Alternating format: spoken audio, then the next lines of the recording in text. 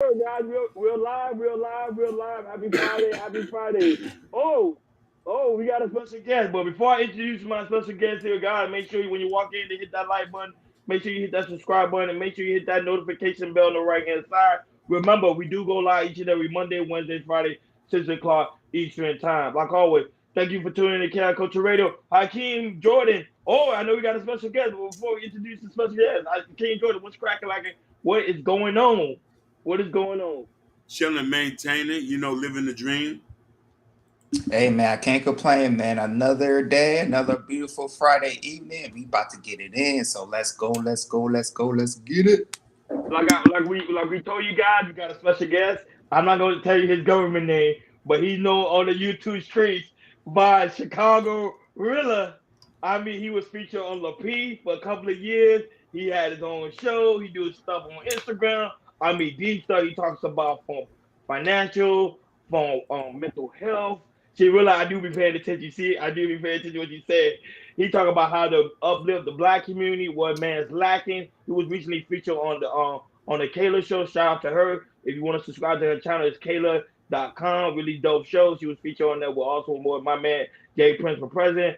Man, Chicago, really, it's an honor. It's a pleasure to have you in the building with the KI Culture Radio family. Really, tell the people about yourself before we get started. Go right ahead.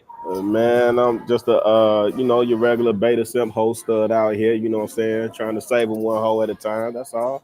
Trying to put a little paint where it ain't, say what most can't. That's it, man. That's it. I'm an average dude, man. I'm an average dude from the south side of Chicago, man. I'm passionate about family. I'm passionate about my community and my people. That's it, man. That's it. And so that being said, Hakeem, Jordan, the floor is yours. Go ahead, Hakeem. Oh man, I'm gonna be honest. I wasn't even expecting you to come, and I He's just celebrity shop, really. He's celebrity shop. He's scared. nah, because you said I rock with you, man. I want to know, like, growing up the way you grow up, how did you are able to have this unique perspective, just in life in general? Because when I say I've heard you spoke time and time again, a lot of things that you speak and align with, I align with is too. I'm for the people too. Same as you, I do community activism in my own neighborhood and stuff like that, and try to help the kids out. So how did you come to the point to have these unique perspectives? Yeah, so everything that I saw so I grew up in the hundreds, and everything that I saw in my neighborhood that I didn't like, I just did the opposite. Right. So when I saw, like, I was never the type to fall in line with what everybody else was doing. So when people was buying Jordans, I was buying Adidas. Like, I didn't, especially when, the era I came up in, people was getting murked for their Adidas. You know what I'm saying? Yeah. So I mean, not for their Adidas, for their Jordan. The cement threes shut it down, right? So when they was going left, I was going right. So I just did the opposite of that, man. And I learned early on, honestly, when you carve out your own lane and you don't do what everybody else doing, you could sleep good at night, and you actually get more eyeballs on you because you don't do the same thing that everybody else doing. You actually stand out more, and you can bring more attention to what it is, whatever message you're trying to spread. You can bring more attention to it. You know what I'm saying? But I just always had to be my own individual, man. I don't like wearing what other people wear. I don't like dressing how other people dress. I don't like talking the same way other people talk. You know what I'm saying? So yeah.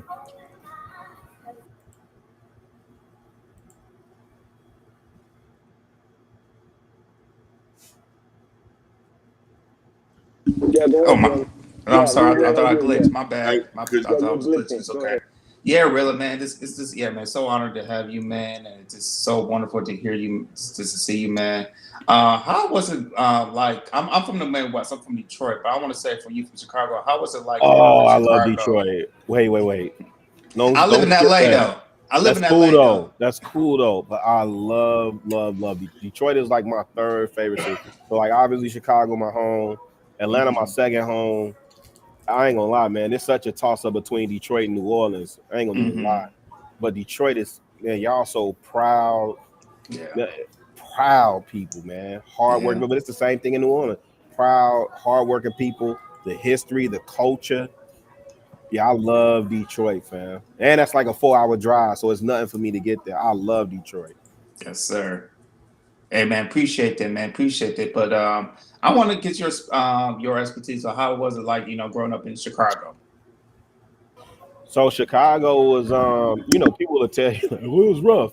That wasn't my experience, man. I mean, you had rough pockets, but that's anywhere. You had to, and see, I navigated as a neutron. So you had the gang banging. You knew that was there. You had the, the brothers and the folks. You know what I'm saying?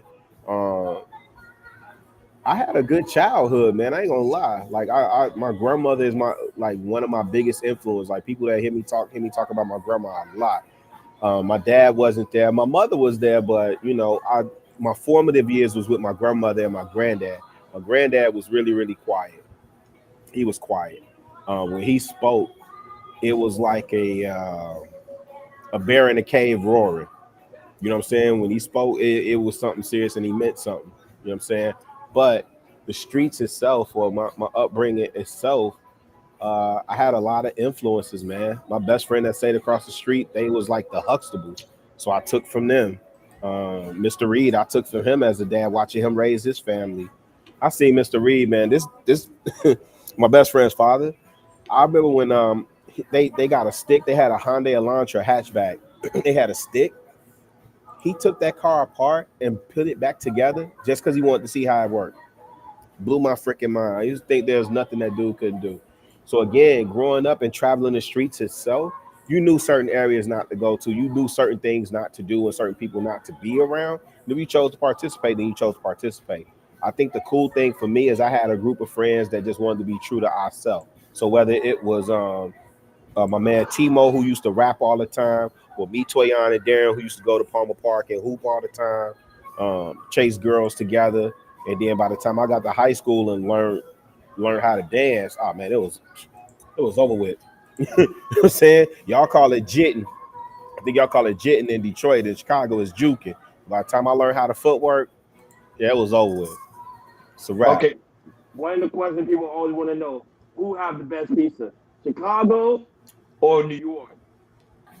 Man, you know the answer to that, man. I ain't finna dignify that with an answer. With that, You see, I'm not gonna say nothing. No, go ahead, Hakeem. Come on, man. You know, I lived in New York for some greasy pizza, man. You know what I'm saying? Y'all got the deep dish. I'm gonna give y'all that. But there's a but on the end of that. I know that's coming. You know talk what I'm your saying? talk, man. If you a New Yorker, talk your talk. I'm used to New Yorker talking. I give y'all that, but you know what I'm saying? But You gotta answer the butt. Hey, I gotta be careful now. Hakeem said, relax. I gotta be Y'all careful. got to deep this, but relax. I gotta be careful. You know He's trying to stay neutral, huh, Hakeem? I got to. I've been in Chicago. I love Chicago. I haven't been to Chicago yet. I've been to Chicago. I love Chicago. Yeah, I've been to Chicago too. Chicago in the summer. Chicago, yeah. But Chicago in the summer is beautiful, man. Yeah, it is. Amazing city. I was going to ask you a question about O Block, because a lot of people want to know: is O Block really that bad the way they really make it seem? Because now, yeah. no, this is the thing. They told you everything y'all need to know about O Block. What people fascinated? No. I'm telling you right now, because right now O Block now is converted to Islam. Right now, O Block is converted right now. I ain't seen that. Islam. I ain't seen that. I could probably jump in the car and ride down there if y'all want me to, but I ain't seen that. And I went by there the other day. It was still police lights flashing out there. Heavy. Wow. It's Parkway Gardens. It's like a section of row houses. I don't even remember when that became so bad. And they because one of my guys, he used to date this girl over there, right? And this is when he stayed on 63rd and Calumet, which is right around the corner from Parkway Gardens. And I said, oh, that's what they call it, O Block now? Like, I had no idea that it was that it had developed that type of name for itself.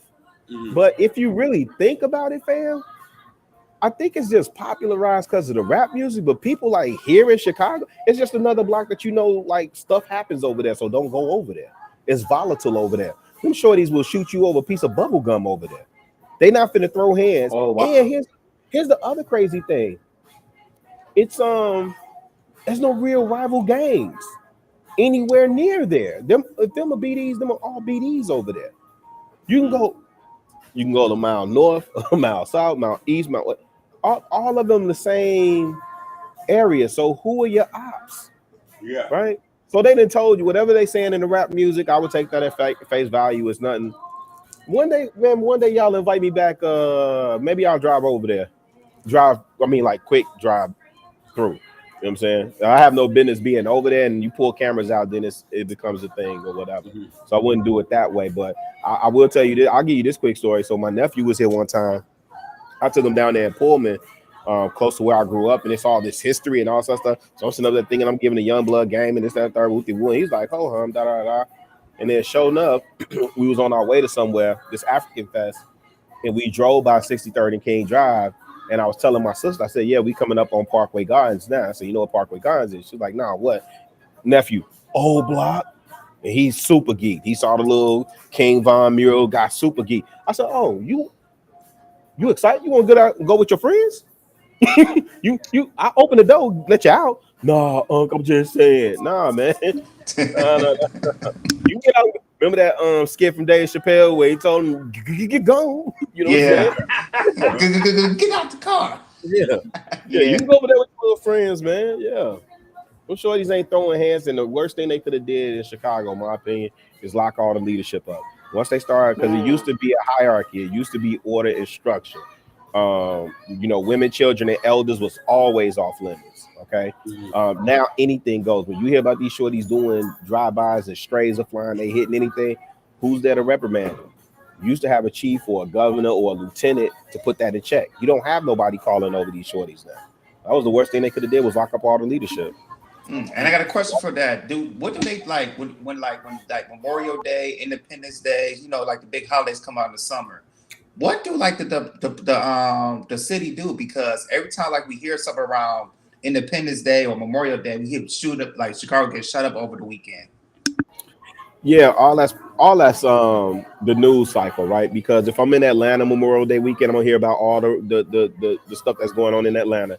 If I'm in Miami, I'm gonna hear about all the carjackings and killings all the shootings or whatever that happened in Miami. I was in Scottsdale, Arizona with my wife. She was there for a business trip, and I just happened to tag along, right? I'm in Scottsdale, Arizona, hearing news like I'm in Chicago. Yeah. Not live at 6. There's a carjacking over here. And there's a gang with there's bloods out there. It's like, well, who y'all warn at? It's anyway, when you hear those things, I'm not saying that they don't happen. That's just, ignorant Negroes and warm weather. You know what I'm saying? Space and opportunity. That stuff happens. It's space and opportunity. But like I keep telling people, and I've been back at the crib almost 8 years now, 2015, 2016, almost 8 years now. I haven't had the experience that I see them talk about on the news. I haven't had that experience. I don't run around here fearing for my life. I'm not, scared of nothing. You know what I'm saying? If you're L7, just be your square L7 self, move accordingly, you'll be okay. What you think is a big misconception people get about your city and the black violence?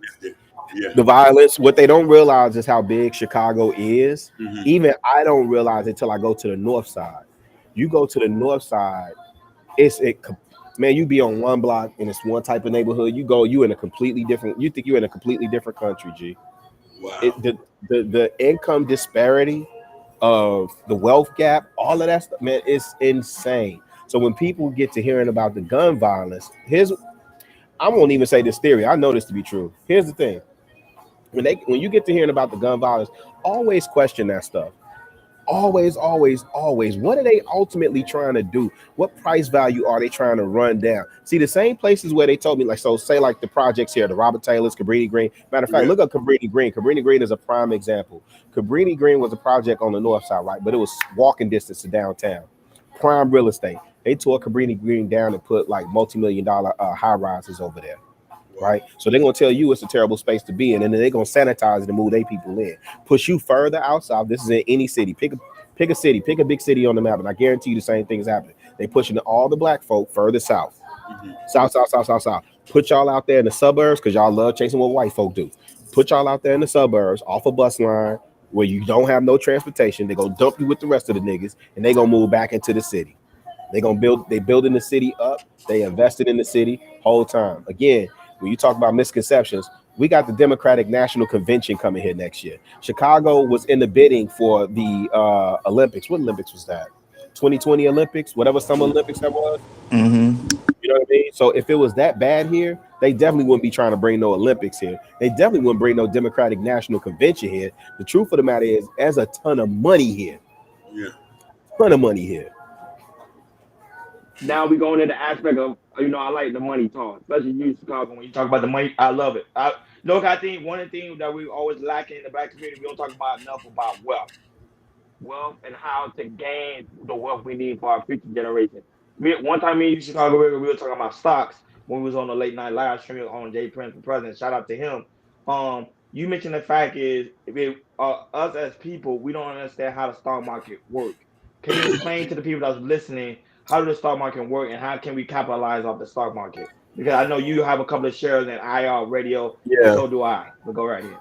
Yep. So I'm gonna say this: I'm not a financial advisor. What I am saying is not law or any type of advice. This is just my strategy and my perspective.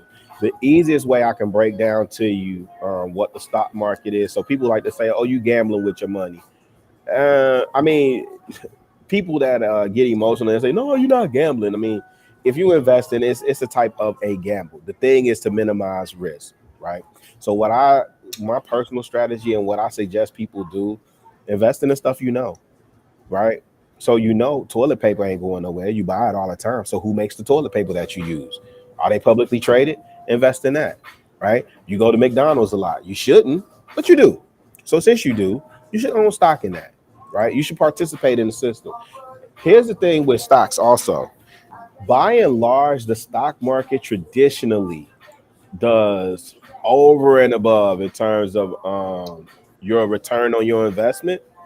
You're gonna see way better returns than what you would if you just put it in a regular savings account. I forget what the because I don't even look at what the what the percentage is on the savings accounts right now. I don't even look at that because I think it's like less than 0.5 or something like that. Yeah, very less. Unless you have American Express, they offering like 4%. Right. So, but if you look at the stock market on average, you see 10% return, and that's long term. So I don't do this whole like day trading or and I'm not knocking people that do that because for some people that works very well. I don't know much about like the options and the puts. I do the long term. I'm learning about options and puts and how to execute those play calls because I know that's where people make a good share of their money too. And I just had a young blood break it down to me that made perfect sense. And I'm like, oh, so that's a key unlock. But the basic mentality, sometimes it's just changing your mental so you can change your habits, right? And so for me, I'm very socially conscious. So I would say I own at least in my portfolio 6 or 7 companies that are black owned but publicly traded. Urban One being one of them. So when we talk, well, you'll be surprised when you start looking at like who's publicly traded. In terms of banking, there's a medical company out of California that was started. It's the father and son. I think the son's running it now, but the father was he's a surgeon, and he has this type of equipment that's specific to a particular type of surgery. And their company, they sell and rent this equipment to doctors, and their company is publicly traded. So I got a position in that. Urban One, when we having these conversations around music and media and the black male image, right? I don't sit up there and just whine and complain in a bubble and, no, let me get a position in Urban One or even to your point, iHeart. Let me get a position in these companies so I can have a voice in these companies. It may be, because the goal really for me is to get a significant position where we can have a voice at the annual meeting. That's how we should be thinking as black people, man. We sitting up here trying to play their game and they're playing a game of chess. We're coming to the situation with Connect 4 pieces, trying to play chess. We're not even playing checkers. We're coming with Connect 4 pieces, trying to play chess. It doesn't work.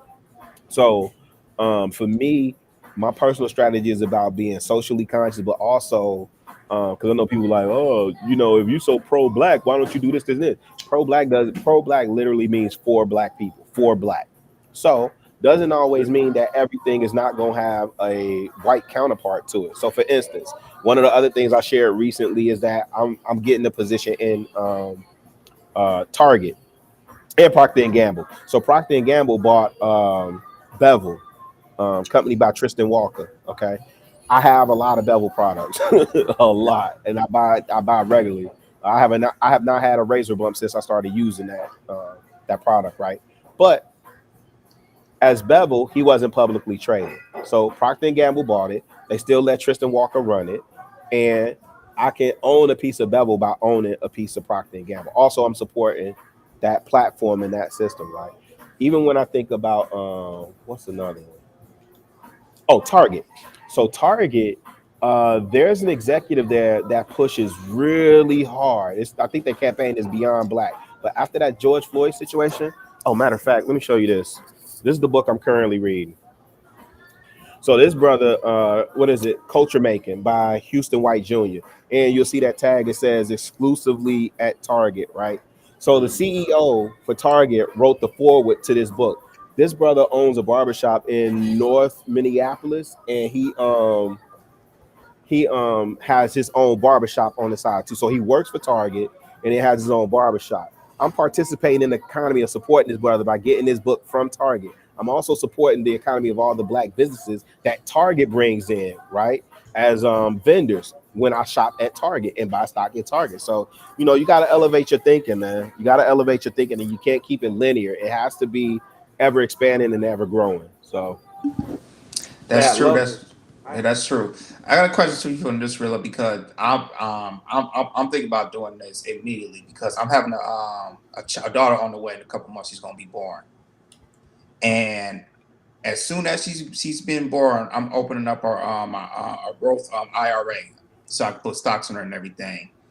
Do you feel like more black parents should be kind of pushed that if they know about stocks, kind of maybe if the child's born or not the child's born, maybe they age they turn 5, when they get kids, a teenager, and then let them know let the kids know once they get up in age and everything, hey, this is how you have an IRA and this is how stocks works and everything. But you get to know how you feel. How do you feel? Do you feel like it's important that having parents teach kids learn about stocks at an early age or possibly open up an IRA? 1000%, brother. I would say you don't even have to wait till she's born. But man, first of all, let's salute that and blessings to you on that, man. Congratulations on your seed. Y'all got a name yet? Yes, we have her 2 names. Oh, she has 2 first names. Yes. You gave her name, or her mama gave her name? We both did. That's what's up. Salute to you. Did. Yeah, I my first daughter, my oldest, which is my daughter, I didn't get to name her at all. But my kid, I was adamant about participating in the naming of my kids, and all their names have meaning to them. I'm not going to be out here naming my daughter No Bone Quisha or Sasquatch or something like that. I'm not going to do all that. Because when you naming your seeds, what people don't understand is you're affirming that child. The Bible even talks about who was that, Jacob, and his name meant trickster. Is that Jacob?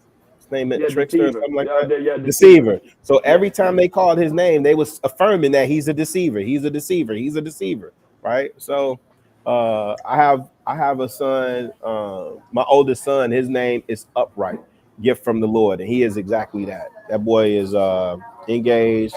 He is finishing up his studies, his theological studies at Emory, and for years we called him Upright, solid man in his community.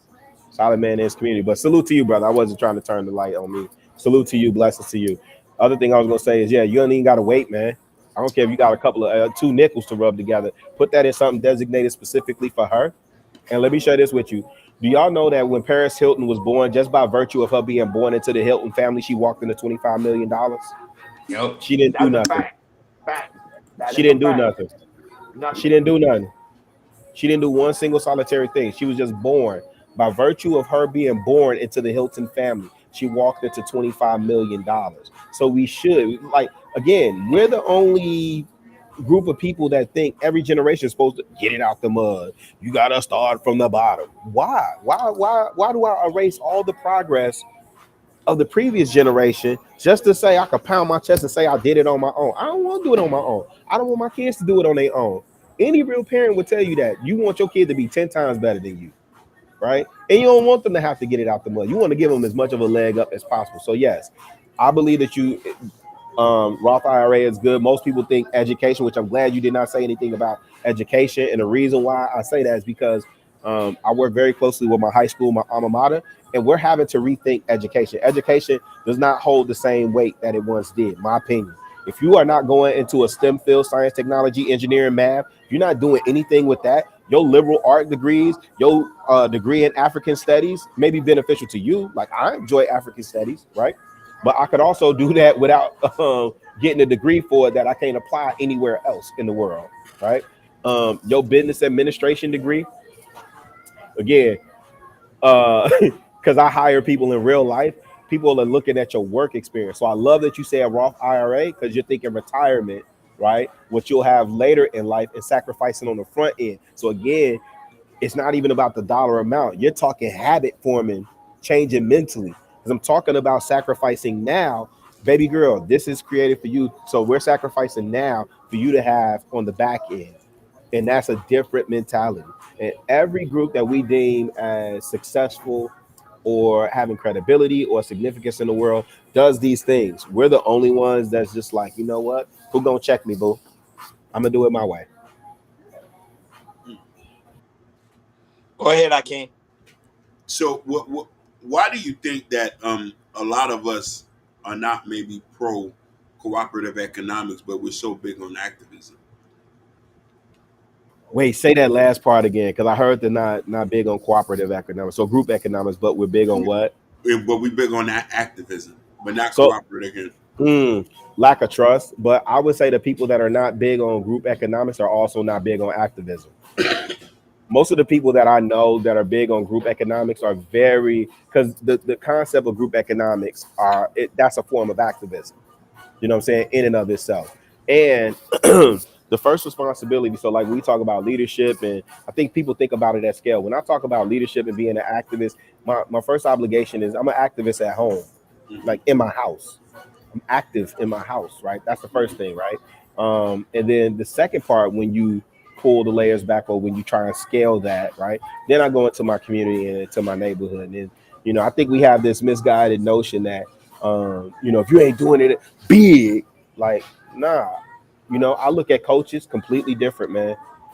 I salute them brothers, them football coaches, them baseball coaches that still exist, them basketball coaches, the ones that take in them wayward boys and turn those boys into men, the ones who stand in the gap for the fathers who aren't there. You know what I'm saying? I salute them brothers, man. Right. And so to tie that all in, I honestly believe if you're practicing group economics, you're practicing a form of activism. But the reason why people don't practice group economics is because they lack trust.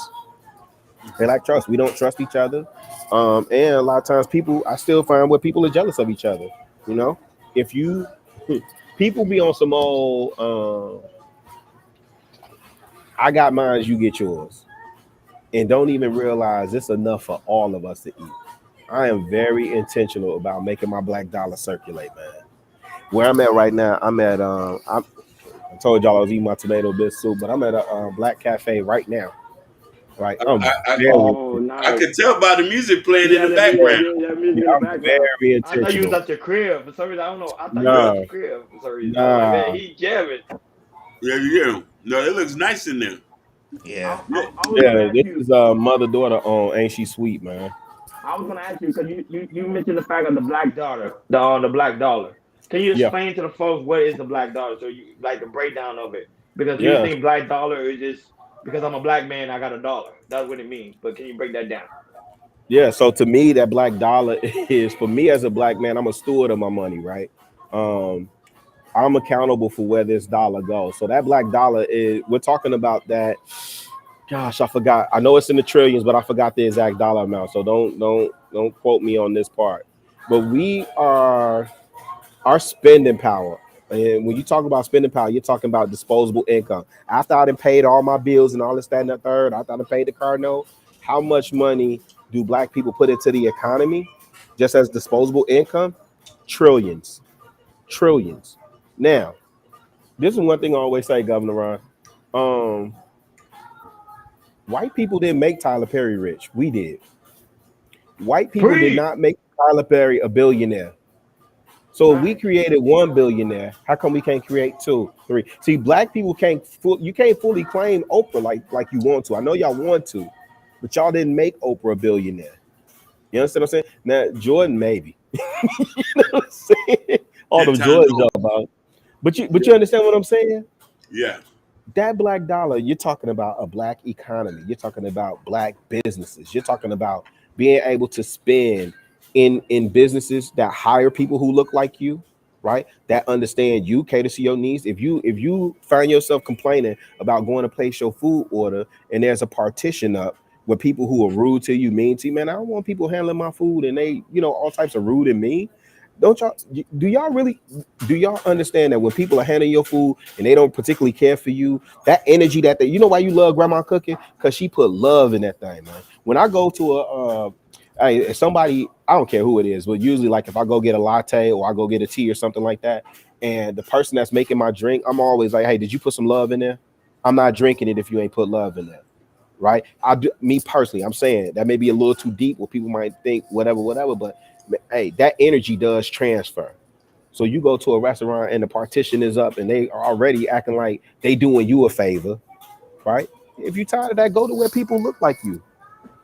Go shop where people look like you, right? And that's a different conversation. If somebody that looks like me treats me bad, I could have a completely different conversation, right? And get that situation remedied about how I was treated. However, I digress, right? That black dollar is black people, black hands transferring that money. And here's the thing, that black dollar, as we know right now, does not even last within our community an hour. Did you know that? It dropped even more, Ron. Family, did y'all hear me? That black dollar does not stay in our community an hour. That means that black dollar that should be going to businesses that hire people that look like you, that goes on to support families that look like you, to build schools where your kids would go to, or repair roads and stuff like that in your community, where we sending that money everywhere else, and then they go take care of their community and come back and rob and pillage your community all over again. It's no secret that when people, certain groups of people, right, when they go and they start their businesses, foreigners, it's no secret that certain foreigners come from overseas and they set up shop right in the black community. So it ain't finna be no issues. Number one, getting the permission, right? Imagine me going into a community that doesn't look like me and being able to set up shop easily. And then being able to treat them any kind of way. It's not gonna happen. I'm not going to Chinatown to set up a business. I'm not going to Ukraine Village. I'm not going to Little Italy to set up no type of shop. Never let it happen. Never. Yeah, but Chicago, here's the thing. It was Hakeem who's the one that gave me the idea to go and invest in these black businesses, because he does it every day. He be like, every day. He's the one that taught me that. He go every day. He be like, Ron, I'm going to this coffee shop, because we live in Miami. Me and Hakeem, Jordan used to live in Miami as well, but Jordan used to do the same thing. Every day he'd be like, oh, I'm going to a new spot. And I started thinking about it. I was like, you know what? Let me try Hakeem approach. And when you start saying that, you start saying, like, you feel like you're giving love back into the community when you use your dollar and giving it to them. It's a good feeling at the end of the day. But go ahead, Hakeem. I wanted to ask you, Chicago, man, I respect you so much, man, because I've always seen you stand on business and never wavered from who you are as a person. So how do you handle, because I've always wanted to ask you this. I've always noticed people been fundamentally against your whole way of thinking, because you're very, very pro-black. And I wonder, how did you handle those in those type of spaces when people, challenging you on certain ideas? Yeah, can I cuss? Go right ahead. Go ahead. This is your platform. No, Hakeem, you hear me? Fuck him. Yeah, easy. fuck him. Easy. No, real talk. Like, listen, because at the end of the day, I understand that everything that I'm saying, like, I'm not saying what I do or what I believe is for everybody, that everybody should go this way, right? Everybody not gonna go, fam. Yeah. Me and you as ALites, like, even with Ron said, hey, man, Hakeem turned me on the woo-woo, blah, blah, blah, right? Yeah. Like, ALites gonna connect. So I could build with you. You understand Yeah. what I'm saying? Yeah. I could rap a taste with you, and I believe I'm pretty easy breezy, man. I could chew the fat with anybody, man. I learned something for everybody. But for those people that feel like, you know, our people are just sugar honey iced tea, and they, you know, they just clown and down our people so bad, and that we're irredeemable, and you just want to be so close to whiteness, man. Go ahead about your long head. I ain't gonna hold you, fam. Mm. I appreciate you coming out in the forefront, so I know who you know what I'm saying. I like to see the snakes, you know, when they reveal themselves up close in person. You understand? So I know who I'm dealing with, and I know every skin folk ain't your kinfolk, right? Ooh, Jesus. So for those people that ain't on the type of time that I'm, brother, my socks is black. You understand what I'm saying? I'm not even lying to you. Champs boxers in Atlanta. They based out of Atlanta. My boxers are black. I got those too. I got My like 10. I laundry, got like 10 pairs. my laundry detergent. So you know, true laundry detergent, black owned. That's the father. Yep. Yep. Yep. Champs is the Yep. son. Yep. Champs is the son. My cousin owns the only black owned haberdashery for men on the Gold Coast. Big money over there, right? Only black tailor shop, all that. I shop with him exclusively. You understand what I'm saying? We gotta be intentional about making this dollar circulate. And I'll tell you where I got a lot of this philosophy from. It existed in Chicago, but I just wasn't around people like that, you know. And when I left, though, when I moved to Atlanta, it's almost impossible for you not to shop black. That's a fact. You have to go out of your way to spend white in Atlanta. That's a And fact. and here's the other thing, though. It's cats to this day that's in Atlanta that I know. I mean, they still get money together. They still, you know, oh, you a DJ, I'm a this. Oh, you do that, I'll do this. Let's click together, you know what I'm saying, and build together. You understand what I'm saying? So that's the piece that we got to be able to get to, man. Right? I don't agree with you on everything, but the things that I do agree with you on, can we build around that? Can we coalesce and build around that? And here's another thing I wanted to ask you too, because you can best answer this question. Why do you think that, without trying to why do you think that brotherhood can't survive long with us as black men? You know what I mean? And I'm asking this for a reason, like, you know what I mean? Because I couldn't have been here without these two guys in the back, and I applaud these guys every day, especially Ron. And especially Jordan. I didn't even know Jordan like that. And these brothers came in and joined me, and I celebrate them and I applaud them. And I wish and I pray to God that I can get money with them forever. I wonder why, and I'm asking you this, why when something is good going on between black men, it does not last long? And I ask you that for a reason, because you know what I'm saying? You can answer that for me, because Yeah, jealousy. A lot of times, if you trace it back, I don't care who it is. If you go into a religious figure, yeah, not religious figure, but if you go into that threshold and look, peel the layers back on that, it's something to do with jealousy, right? The true brotherhood is me putting other people, the true heart of a servant is to elevate the other person's needs above your own, not to your detriment, but to understand that the greater good and the betterment of the community is greater than you. Because it's not about you. Like, that's the thing. For me, it's not about me.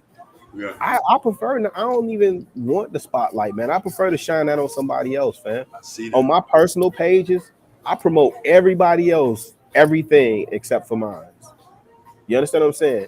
And so the reason why it doesn't last, it seems like that, because I do know some brothers. I just said I know brothers that have been getting money together for a very long time.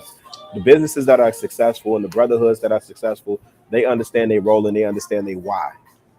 If you don't understand your why, or if you one of these paper chasing, I got to get money by any means, including step on you, then that's not gonna last, because as soon we've seen that plenty of times, and we've seen it in this space. As soon as my need for you is no longer necessary for me to get what I want or need, then I could just cast you to the wayside, right? I just use you as a stepping stone to get to what I need to get to next. And we usually see those stories never end well or very well either, right? So my call to brothers, I was just over there with him, and any dude that considered himself good and wasn't supporting that brother and standing up for that brother, I don't want nothing to do with him. I don't want nothing to do with them. Good brothers have got to be able to stand up, call out BS, and stand on business for each other. And that's socially, spiritually, economically, all that. We got to be able to support each other, man. But the reason why we don't a lot of times because it's jealousy. Oh, you got more views than me. You got more clicks than me. You got more likes than me. You got more money than me. Okay. Do you think when you look at the Ron, when you look at the relationship between Warren Buffett and Charlie Munger, you would never guess Charlie Munger was the brainchild behind Warren Buffett's engine. Woo, You would never Jesus. guess that. But guess what? Right. Charlie Munger knew how to play his position. Yeah. Yes, sir. Yes, sir. He just rolled in his position. He never talked. He let Buffett do this. Come to Yes, find indeed. out, He he's was pushing. the whole Yeah. time. Yeah, He I was was gonna a say mastermind. just like I said, everybody want to be LeBron James, but everybody can't be LeBron James. Just want to say that. But yeah, but nobody knew that he was the brain of it. Rest in peace on Charlie Munger. You know, he passed. Rest That in one peace, Warren yeah. Buffett right now is kind of grieving. He's still quiet. You know, that's his best friend. So Yeah, you know, yeah. when he's gone, that 30 really some hurt him. years. Yeah, for a very long time. And that's what I'm saying. We could work together. Man, Chicago, you know, I'm gonna mention this to you anyway. You know, people, especially around this space, you know, this space always disrespect the OGs.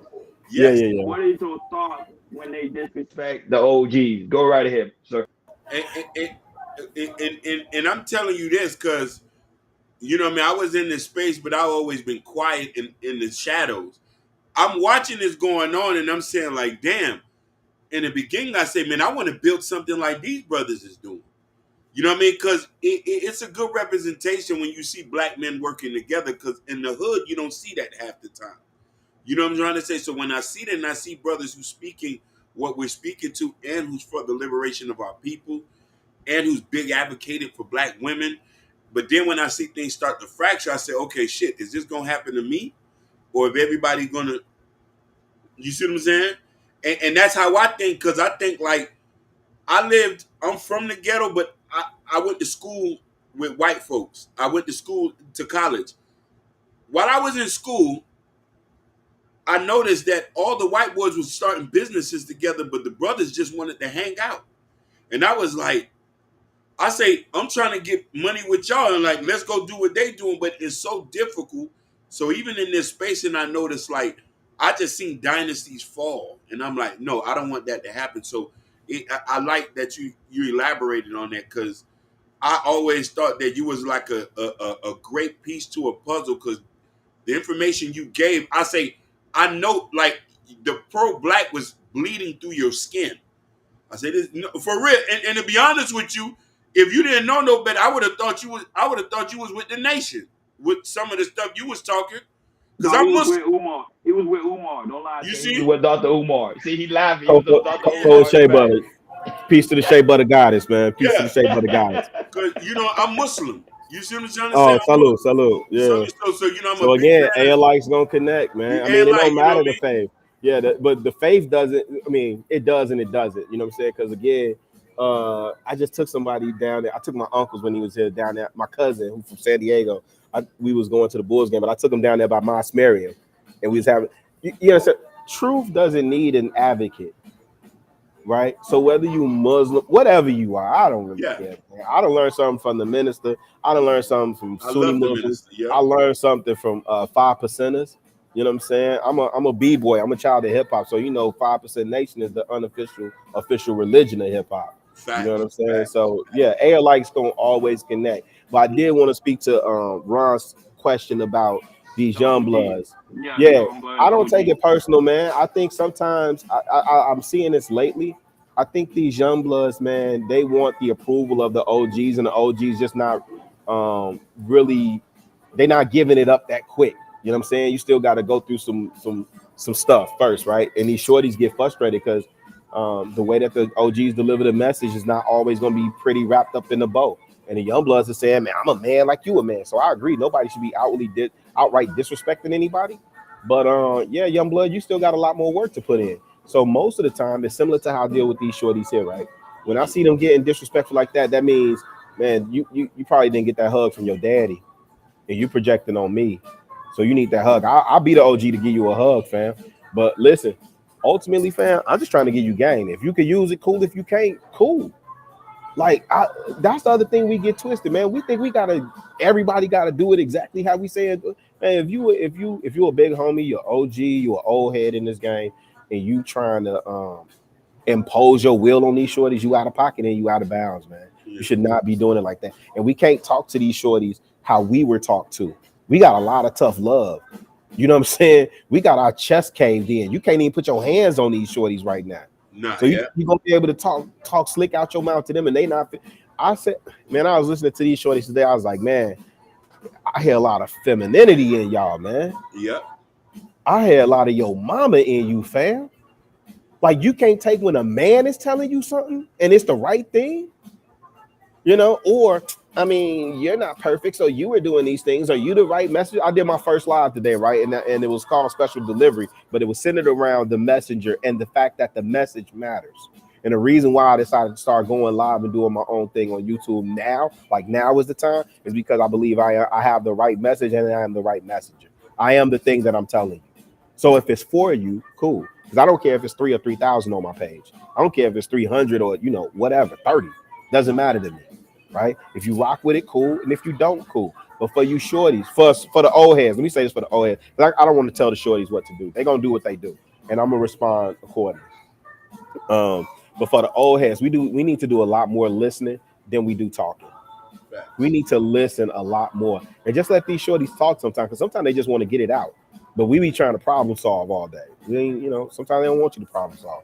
They just want you to hear them out. But then again, Ronnie Ron, that's the part where I'm like, man, you sound like your mother. You know what I'm saying? you know I'm a man, you know I'm in problem solving mode. Don't come to me with something if you don't want me to solve it. I just wanted you to hear my crime. No. You want some milk and cookies. Him downstairs.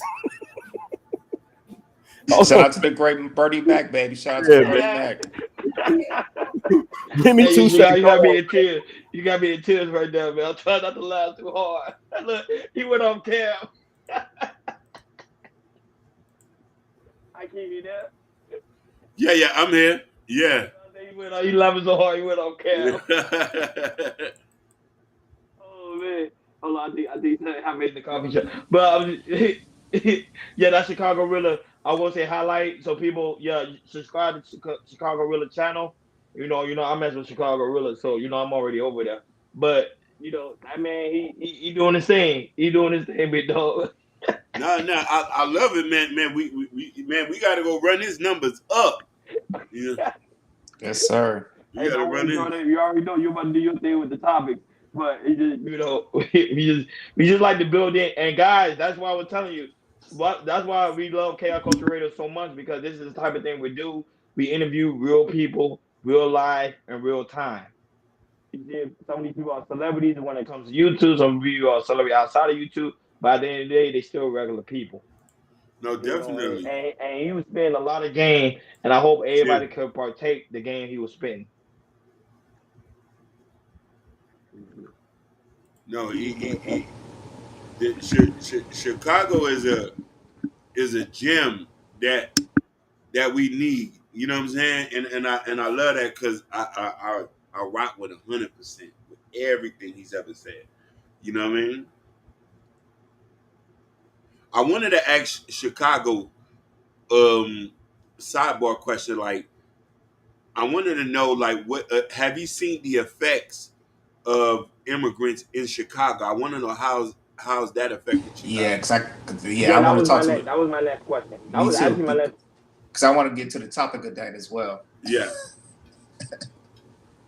Y'all finna get me in trouble, man. These folks finna clone. I'm sitting up here chopping with y'all, and then forgot to place my wife order, man. Y'all trying to get brother held up, man. No. Wait, so Chicago, you a simp? Yeah, 1,000% for my little boo thing. Oh yeah, 1,000. Hey, listen. I'm glad you brought that up. Let me say something, man.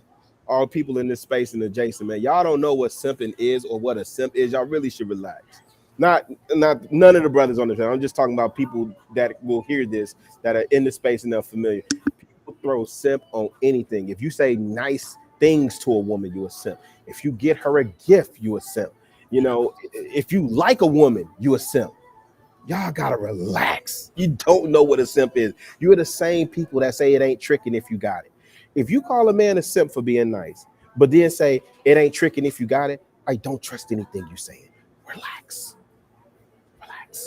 I agree with Chicago Red. I think the simp has been definitely overused, especially here on YouTube. anything you do. You cook her something, or you a simp. You know, you take it to the movies, you a simp. Simp, yep. You know, you put some gas in the car, you a simp. Crazy.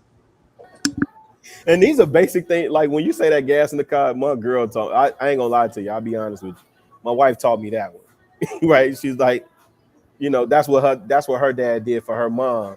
So it's just expect. And I'm like, you know what? That's a good point, because I don't want you out there at a gas station. You know what I'm saying? And we don't get gas in the city, but I'm just saying I wouldn't want her out there. I want to make sure she got enough to go where she going and get back to the crib. So yeah, if you put gas in a car, you a simp. Like, you niggas gotta chill, man. Relax. I Y'all think starting to make me think y'all sus. I'm starting to think homies over hoes, man. I'm starting to think homies over hoes right now.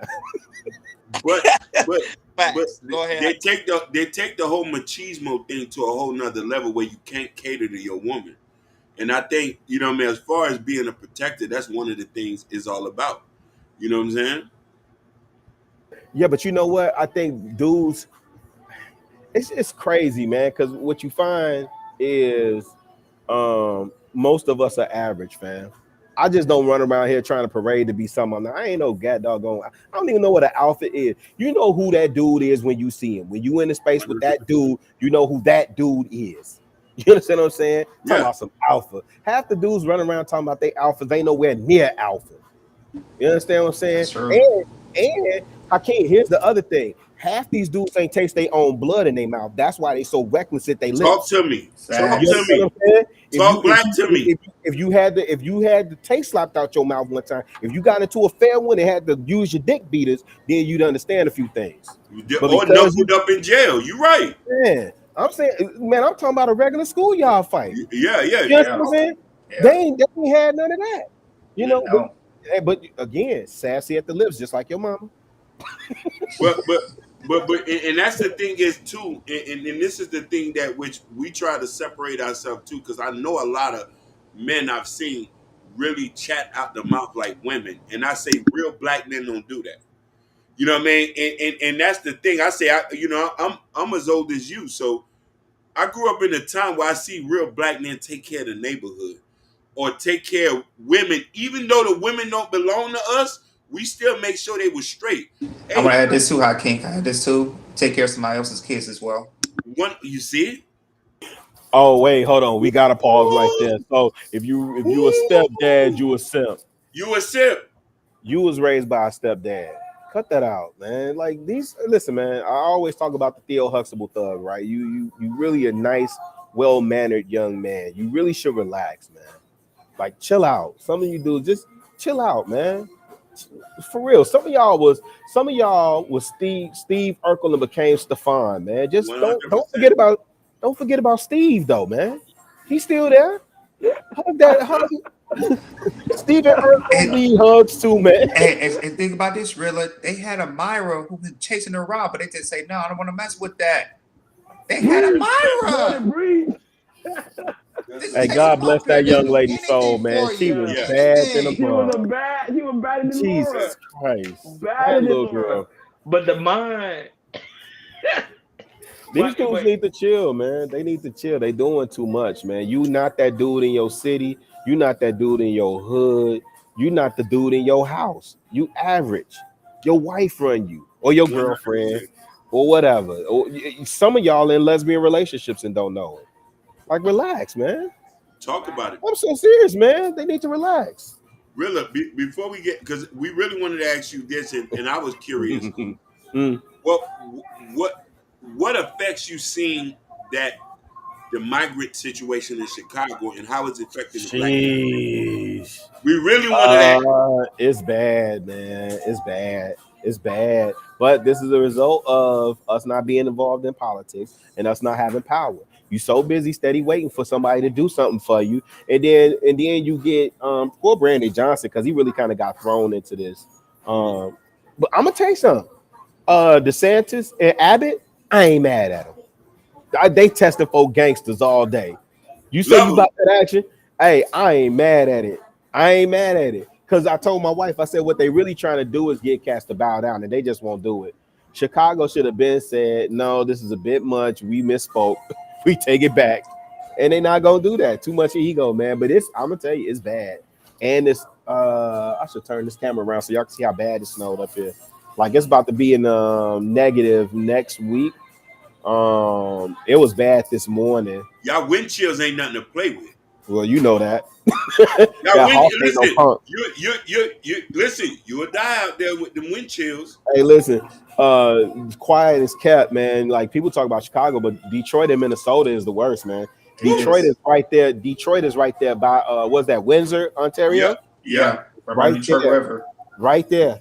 Right. Hey, fam, real quick story. I was sitting down there on the Detroit River one time, and so y'all know y'all got all those casinos there now. Yeah. And so I was sitting down there. I was like, hey, y'all told me about the MGM and Greektown. I said, why y'all ain't telling me about Caesar's Palace? It's like, what you talking about? I said, Caesar's right there across the river. Right. I said, no, that's Ontario. Like that's not Windsor. Detroit. Yeah, that's Windsor, Ontario, man. That ain't Detroit. Like, yeah, it's way worse up there in terms of it being cold and the weather and the snow. And Detroit drive like they got a permanent Autobahn. Y'all know what the Autobahn is in Germany, right? No speed limit, no regulation. The Autobahn in Germany, Autobahn. Spelling bee champ. It's a segment of the highway in Germany. There's no speed regulation, so they drive as fast as they want. That's how Detroit drive, as fast as they want. It's the motor city for real. Wow, I never been to Detroit. I want to go to Detroit. Go ahead. Speaking of migrants, I got a video because I want to show how bad it is. How it's getting bad with the migrants, like in Chicago, New York, and everything. So it's so bad that the politicians are begging people to put the migrants in your homes. Hakeem, please play that video real quick. Oh, they out of pocket. Yeah, they out of pocket. Yeah, I saw the trending. I didn't read about it. Go ahead. All right.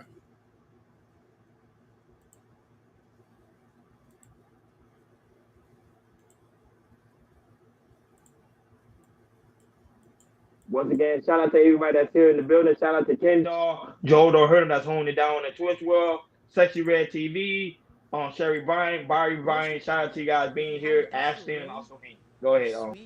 In your home, please consider hosting a family. Safe housing and shelter is our most pressing need. Become a sponsor family.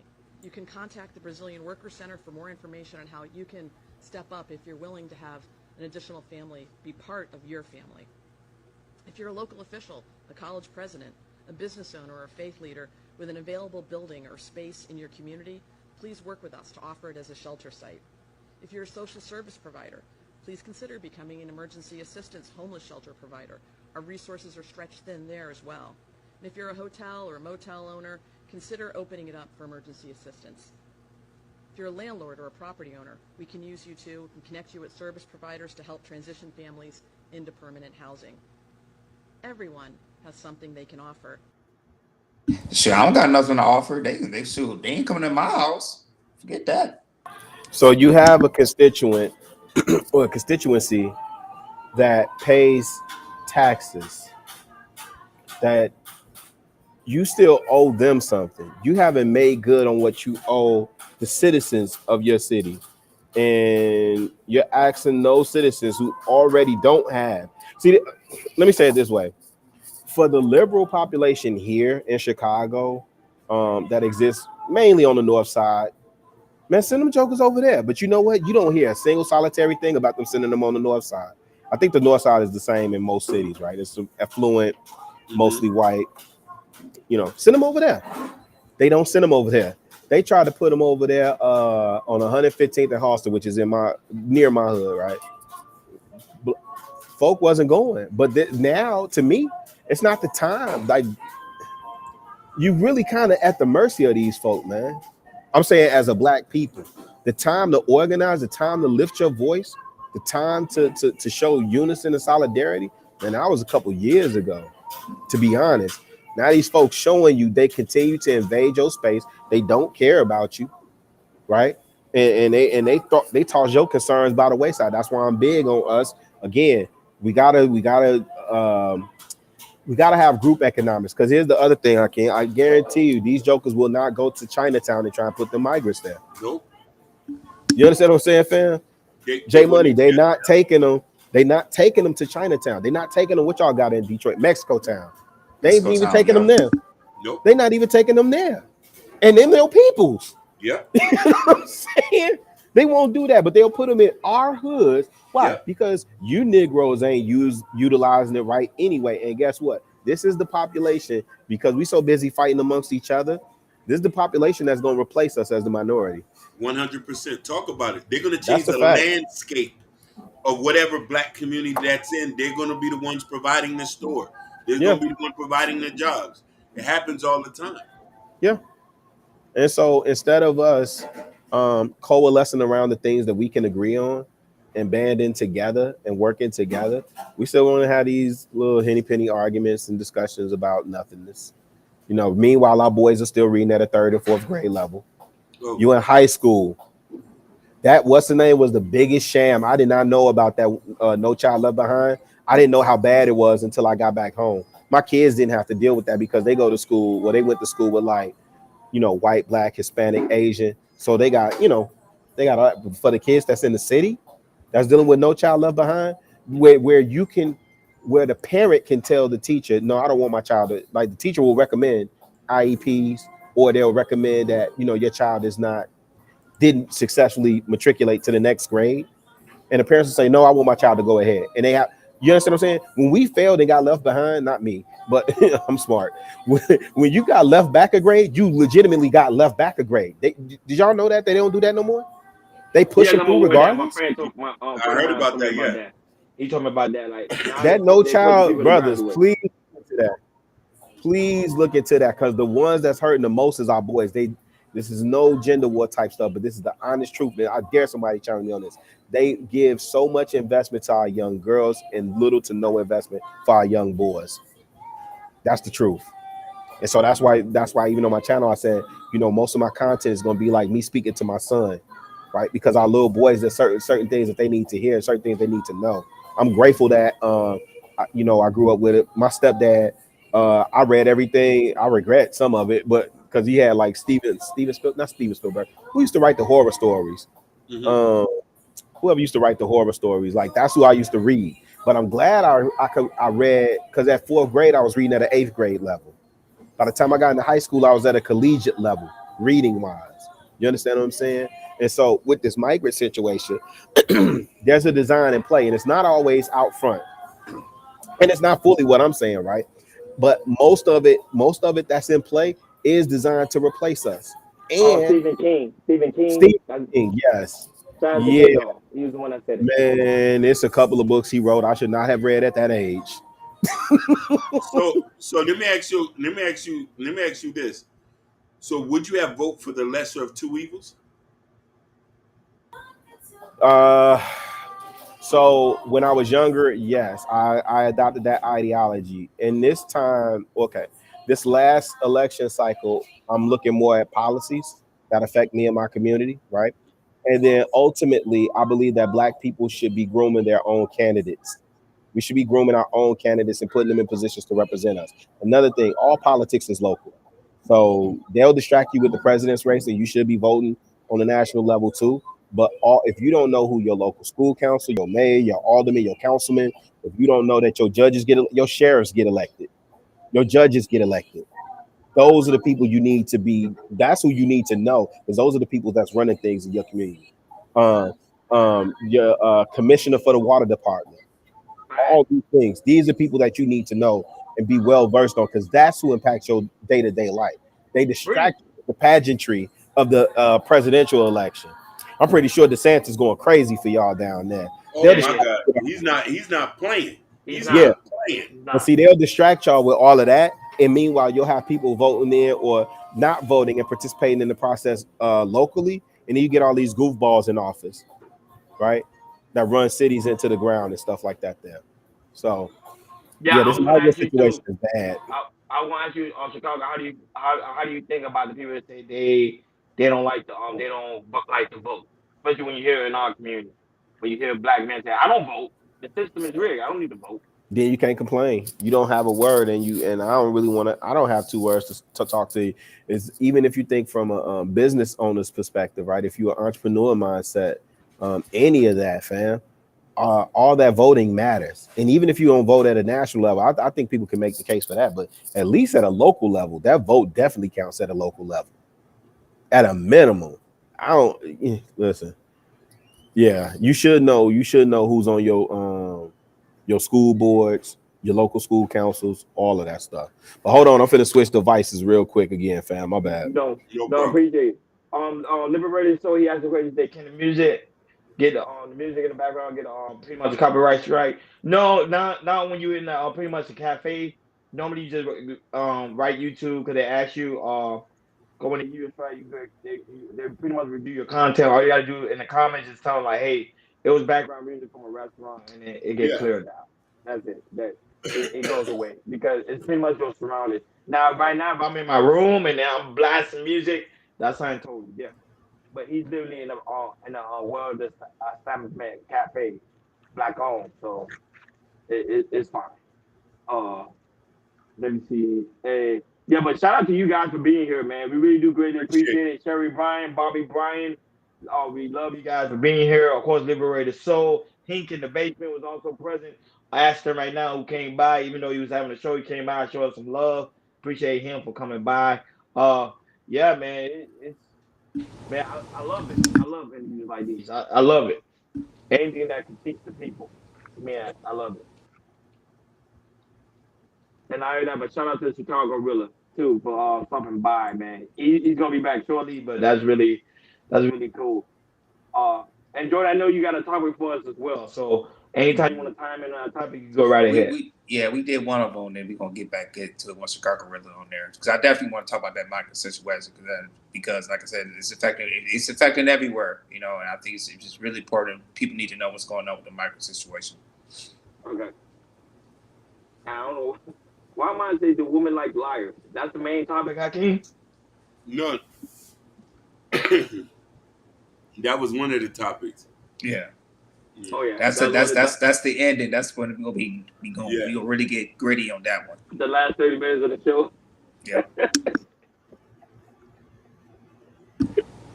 Yeah.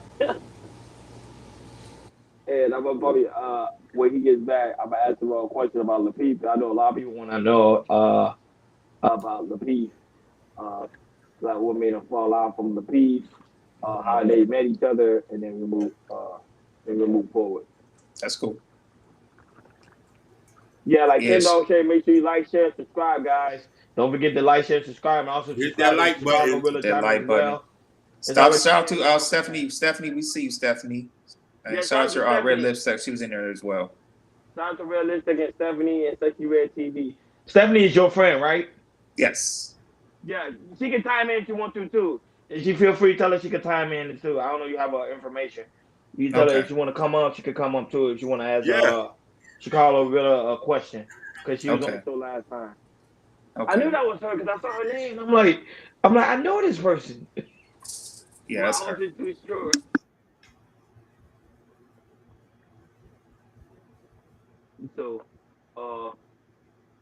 So like Ken Dog say, guys, make sure you like, share, and subscribe. Don't forget, and make sure y'all hit that notification bell. Everybody's welcome. Ken Dog is correct. Everybody's welcome here. You know, Jabbar was in the chat. He said Hundo or Dolphins. Detroit, baby. It's in the building. That's right. So. No, but anyhow, hey, but you know that's crazy though. Now they tell people, regular Americans, to shelter migrants. That's crazy. Yeah, man, it's getting that bad. That's off the chain, yo. I can't believe that. But I heard they live in that. I think Elon Musk said that. I think he made a comment on Twitter. He was talking about how some of them are living in hotels like free. Yeah, and motels. Hotels and motels. That's crazy. But they not doing that for the homeless people. Get it? I just do that alone. How you gonna take care of somebody else but not your own? I know, right? That's the point that I was making. I'm in the whip now. I'm not gonna switch devices, but y'all not gonna get a good shot of me because it's dark in here. No. You don't have Okay. the camera. We know Okay. we saw your beautiful face already. You good. No. Shout out to the Dark Skin Brigade. Yeah. Put a couple points on the board for the dark skin niggas. Yeah. But anyhow, Chicago. Yes, First sir. of all, people really want to know. How do you? This is two-part question. How do you met Mhm. Lapeef, and what made you guys fall out, or not fall out, but what made you leave Lapeef Network? Go right ahead. I feel comfortable answering that. So, like most people, when Kevin Samuels did the Average at Best, that caught like hellfire across the internet. And so the more you was deep diving into Kevin Samuels and what his platform was and what he was speaking on, then other content start popping up in your feed. So when I followed the Lapeef content, I was like, oh, they from the crib. And then it was, one brother from Detroit. Oh, snap. Okay. And I'm on record, like I love Detroit. So I was like, oh, this home team. So again, I'm all black, everything, all support. I'm loyal to a fault and a ridiculous supporter. Right. So when it first started happening, this is how I got on.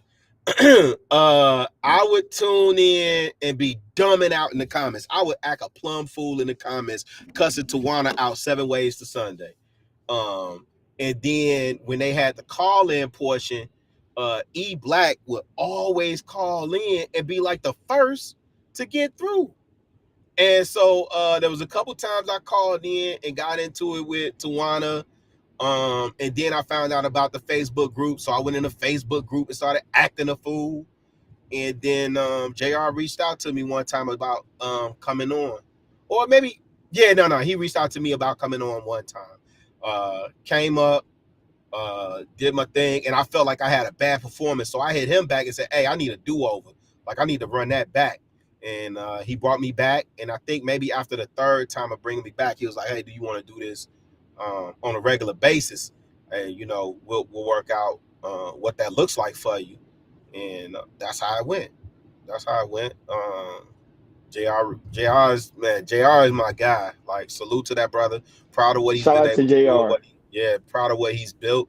And then if you know him, like, he's a one of the biggest things that I learned from JR in this space.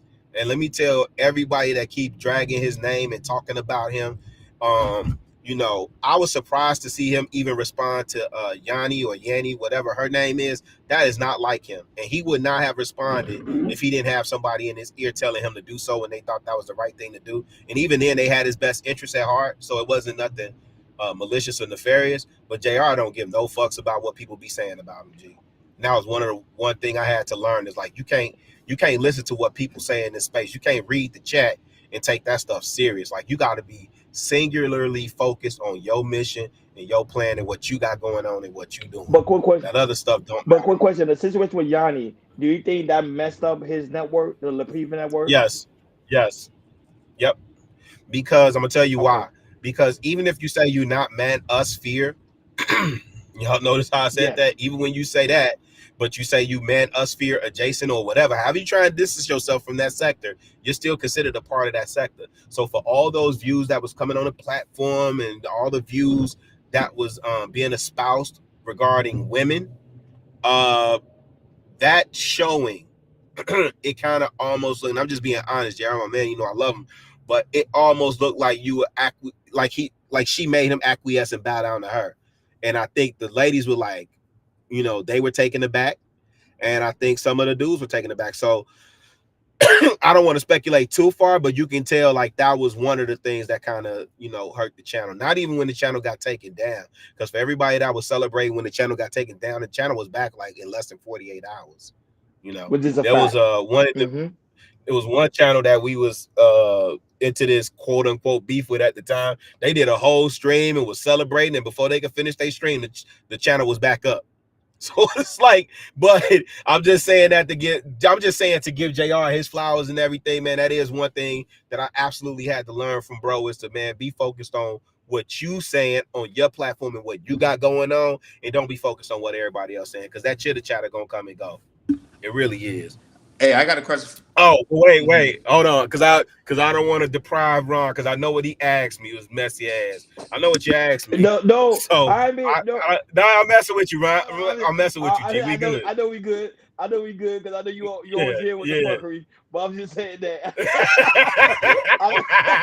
No, because I don't speak on it much. And it's at this, like, a lot of time has passed, so I can speak on it comfortably, and I can use my words, No, words because I correctly see you to that you convey was what one I of the feel. I see that you was like one of the pioneers of Lapeef. Like Hakeem said, like people actually tune in because of you. Of course, That's love. Anton, of course, Logic, but you guys were like the pioneers of Yeah, man. Lapeef. Listen, I got love for Logic. That is my brother. Me too. The Logic that y'all see, Logic is a real dude, man. Like in I'm talking about in real life. That's a real brother, man. Like straight up, real solid dude. Real AT alien. This fat ass.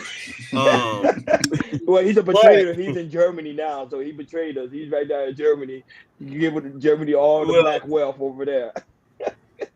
And let me say this: when I say Logic a fat ass, Logic is nowhere near fat. He just got a fat face. And if you remember the episodes that Andrea came on, she was calling him a fat ass.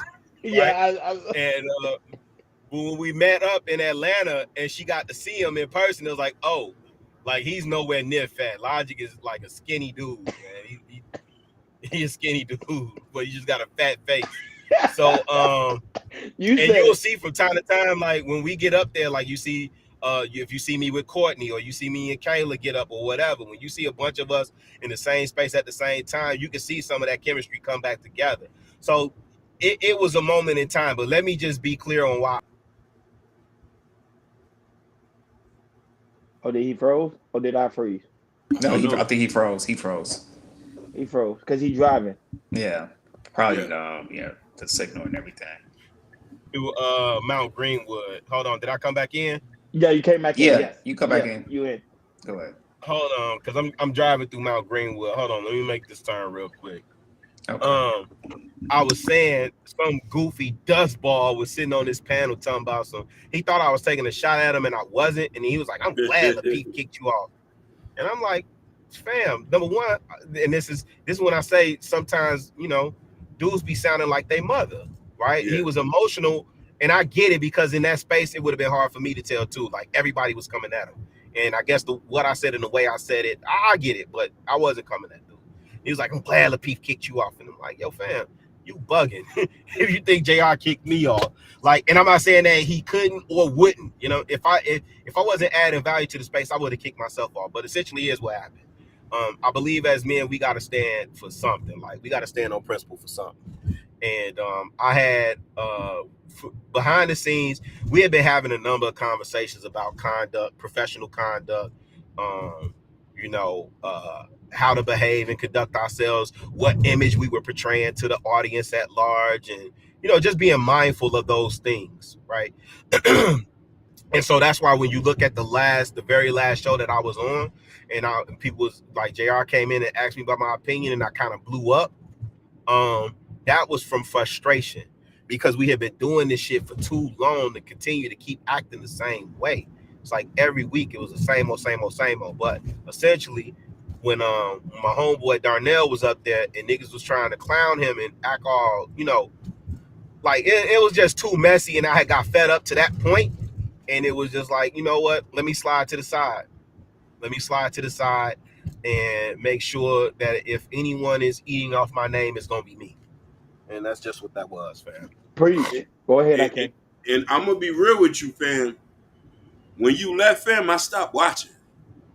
Oh, that's love, G. I'm just keeping 100, because, and you see, I'm not gonna mention another dude name because I've never rocked with that dude, and that's no disrespect to dude. I just ideologies just don't mix. Hey, I want to say this, really, man. You was like the soul, like on Lapeef, man. And when you left, man, just like the soul left. The soul left the body off of Lapeef. Hey, man, that's how we felt. Us beta simp hosters got to stick together, brother. I'm here for the squares and the L. See, that's the part that people keep missing, man. Like, most of us are average. You 100%. So I'm just saying, like, man, listen, ain't no regular bodybuilding buff millionaire nigga. Like, you know what I'm saying? My salary decent though. Don't get it twisted. I ain't missed a bonus since I've been with the company I'm with. I'm straight. Well, Chicago, we know that because I see your gear. You see your gear. I know that. Don't stop the cap. I I'm know straight. You did. But I'm saying honestly, man, most of us are average. We get with average women, right? Like Yeah. because I know most of y'all niggas. Y'all all got baddies and 9s and 10s. You know what I'm saying? None of y'all ain't never slept with no fat girl. None of y'all don't know what no ugly chick look like. We big girls now. We not. Hey, Chicago, really, I'm gonna be honest. I slept with a 300-pound woman. Listen,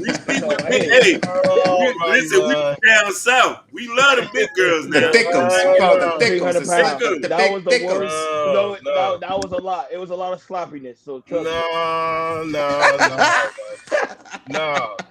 My friend made me do it. My friend made me do it. You ain't a lady if you ain't 180. He told me to do it. He told me to have that experience. Nigga, Ronnie, I don't believe you. But I'm saying, saying, man, I promise you, I did. Niggas be coming in this space like they ain't never you know what I'm saying, been late on a car payment. You know, they ain't never had a bad day in their life. You know, everybody just submit under their leadership. The fuck out of here, man. Nobody submitting under your leadership. You ask half these niggas, so who do you submit to? Nobody. I'm the alpha. You goofball ass nigga. I can't follow no nigga. You don't submit to nobody's leadership?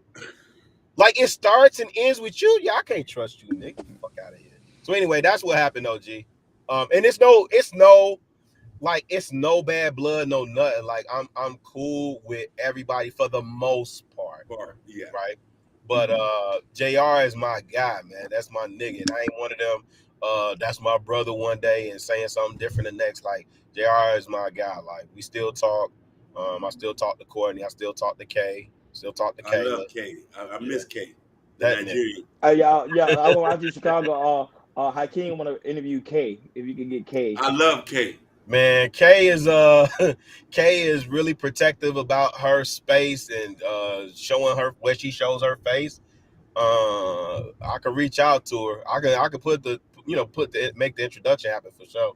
Yeah. But Kay is Kay special. She over there with Themis and Thought. I don't know if she's still doing that, but I know she was over there. No, Themis and Thought, she there, but she don't come on all the time. It's like once every blue moon. Yeah. But she's over there with Themis and Thought. Yeah. But people don't like Kay ain't no man who you see Kay as, like Kay is that.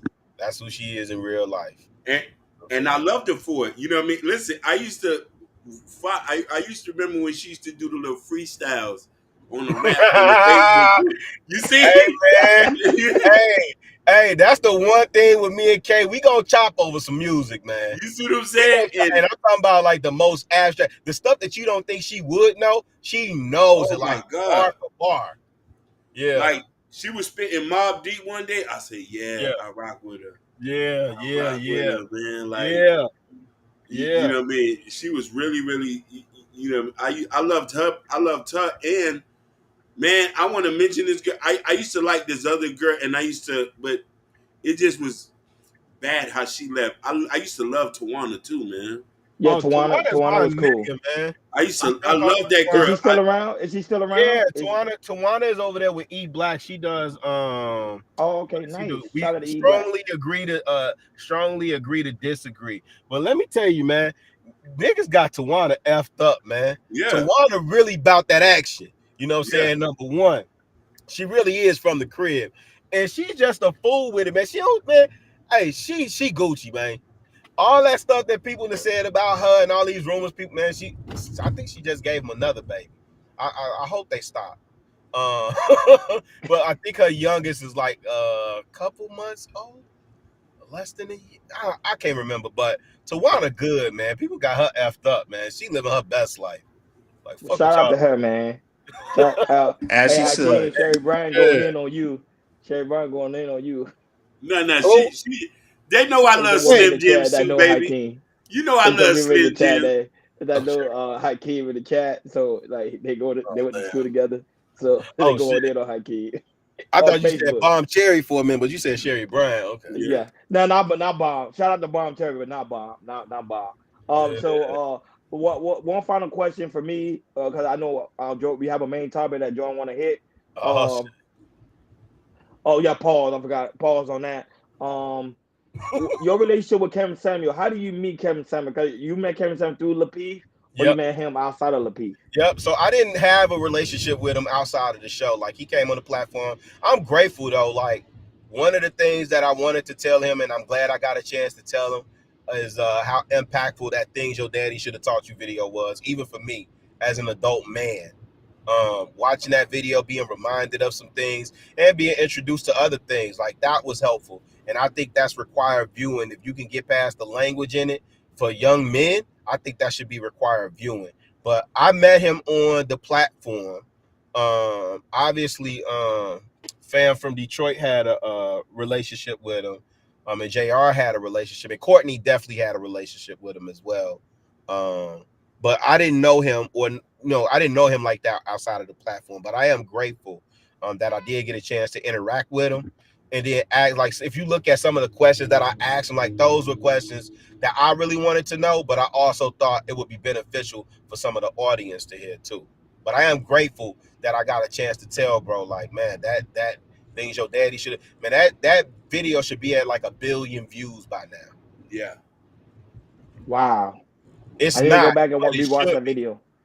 Listen, all these women that got issues with or had issues with Kevin Samuels, say what you want. Put that video in front of your sons. Go back and watch that video. That's the basic fundamentals for a man. He gets into hygiene all the way down to how to properly wipe your tail. Yep. You understand what I'm saying? It's Yep. a very, very dope video. Very dope video. Yeah, to me, that was one of the videos that like chipped me on. It's like, oh, okay, this video, okay, I'm gonna pay my membership on this one, because it was just very, very valid, and that kind of changed my life in a little bit in a way. But yeah, man, that's good brother. Shout out to him. Rest in peace to Kevin Samuel, because because a lot of people was wondering, how he was able to get on Lapeef, but it was through JR. Well, so here's the thing though. If you look at a lot of the larger content creators, this is what I learned in this space. And even if I had really thought about it, I would have known better, because they do the same thing in the music business. Think about Drake. What's the first thing Drake gonna do? Find out who hot regionally and jump on their record. That's the same thing these big content creators do. I did ask Tommy Sotomayor when I saw him in a particular space. I said, man, you over here a lot. I wasn't being disrespectful. I was just saying, like, you over here a lot. Like, are you over here because, you see this is what's popping and what's bubbling, and you trying to get new energy and this, that? He said, yeah, that's exactly what I'm doing. He was very upfront about it. I was like, okay, I got to respect that. Yeah, because a lot of people say he's over there on Not So Risky channel. A lot of people are like, oh, Thomas Sotomayor, he's not relevant anymore. Man, shout out to him. Again. But shout out to him. Him doing his thing. Shout out to him. But this the thing, though. People will always say that stuff, and then they'll tune into him, right? Like, because we don't understand how business works, how we don't understand that your network is your net worth. Let me say that again. Your network is your net worth. So he's you could say like he's fishing for content, because that's, even for me in my limited mindset, that's what I was thinking. Like, oh, you just fish for content.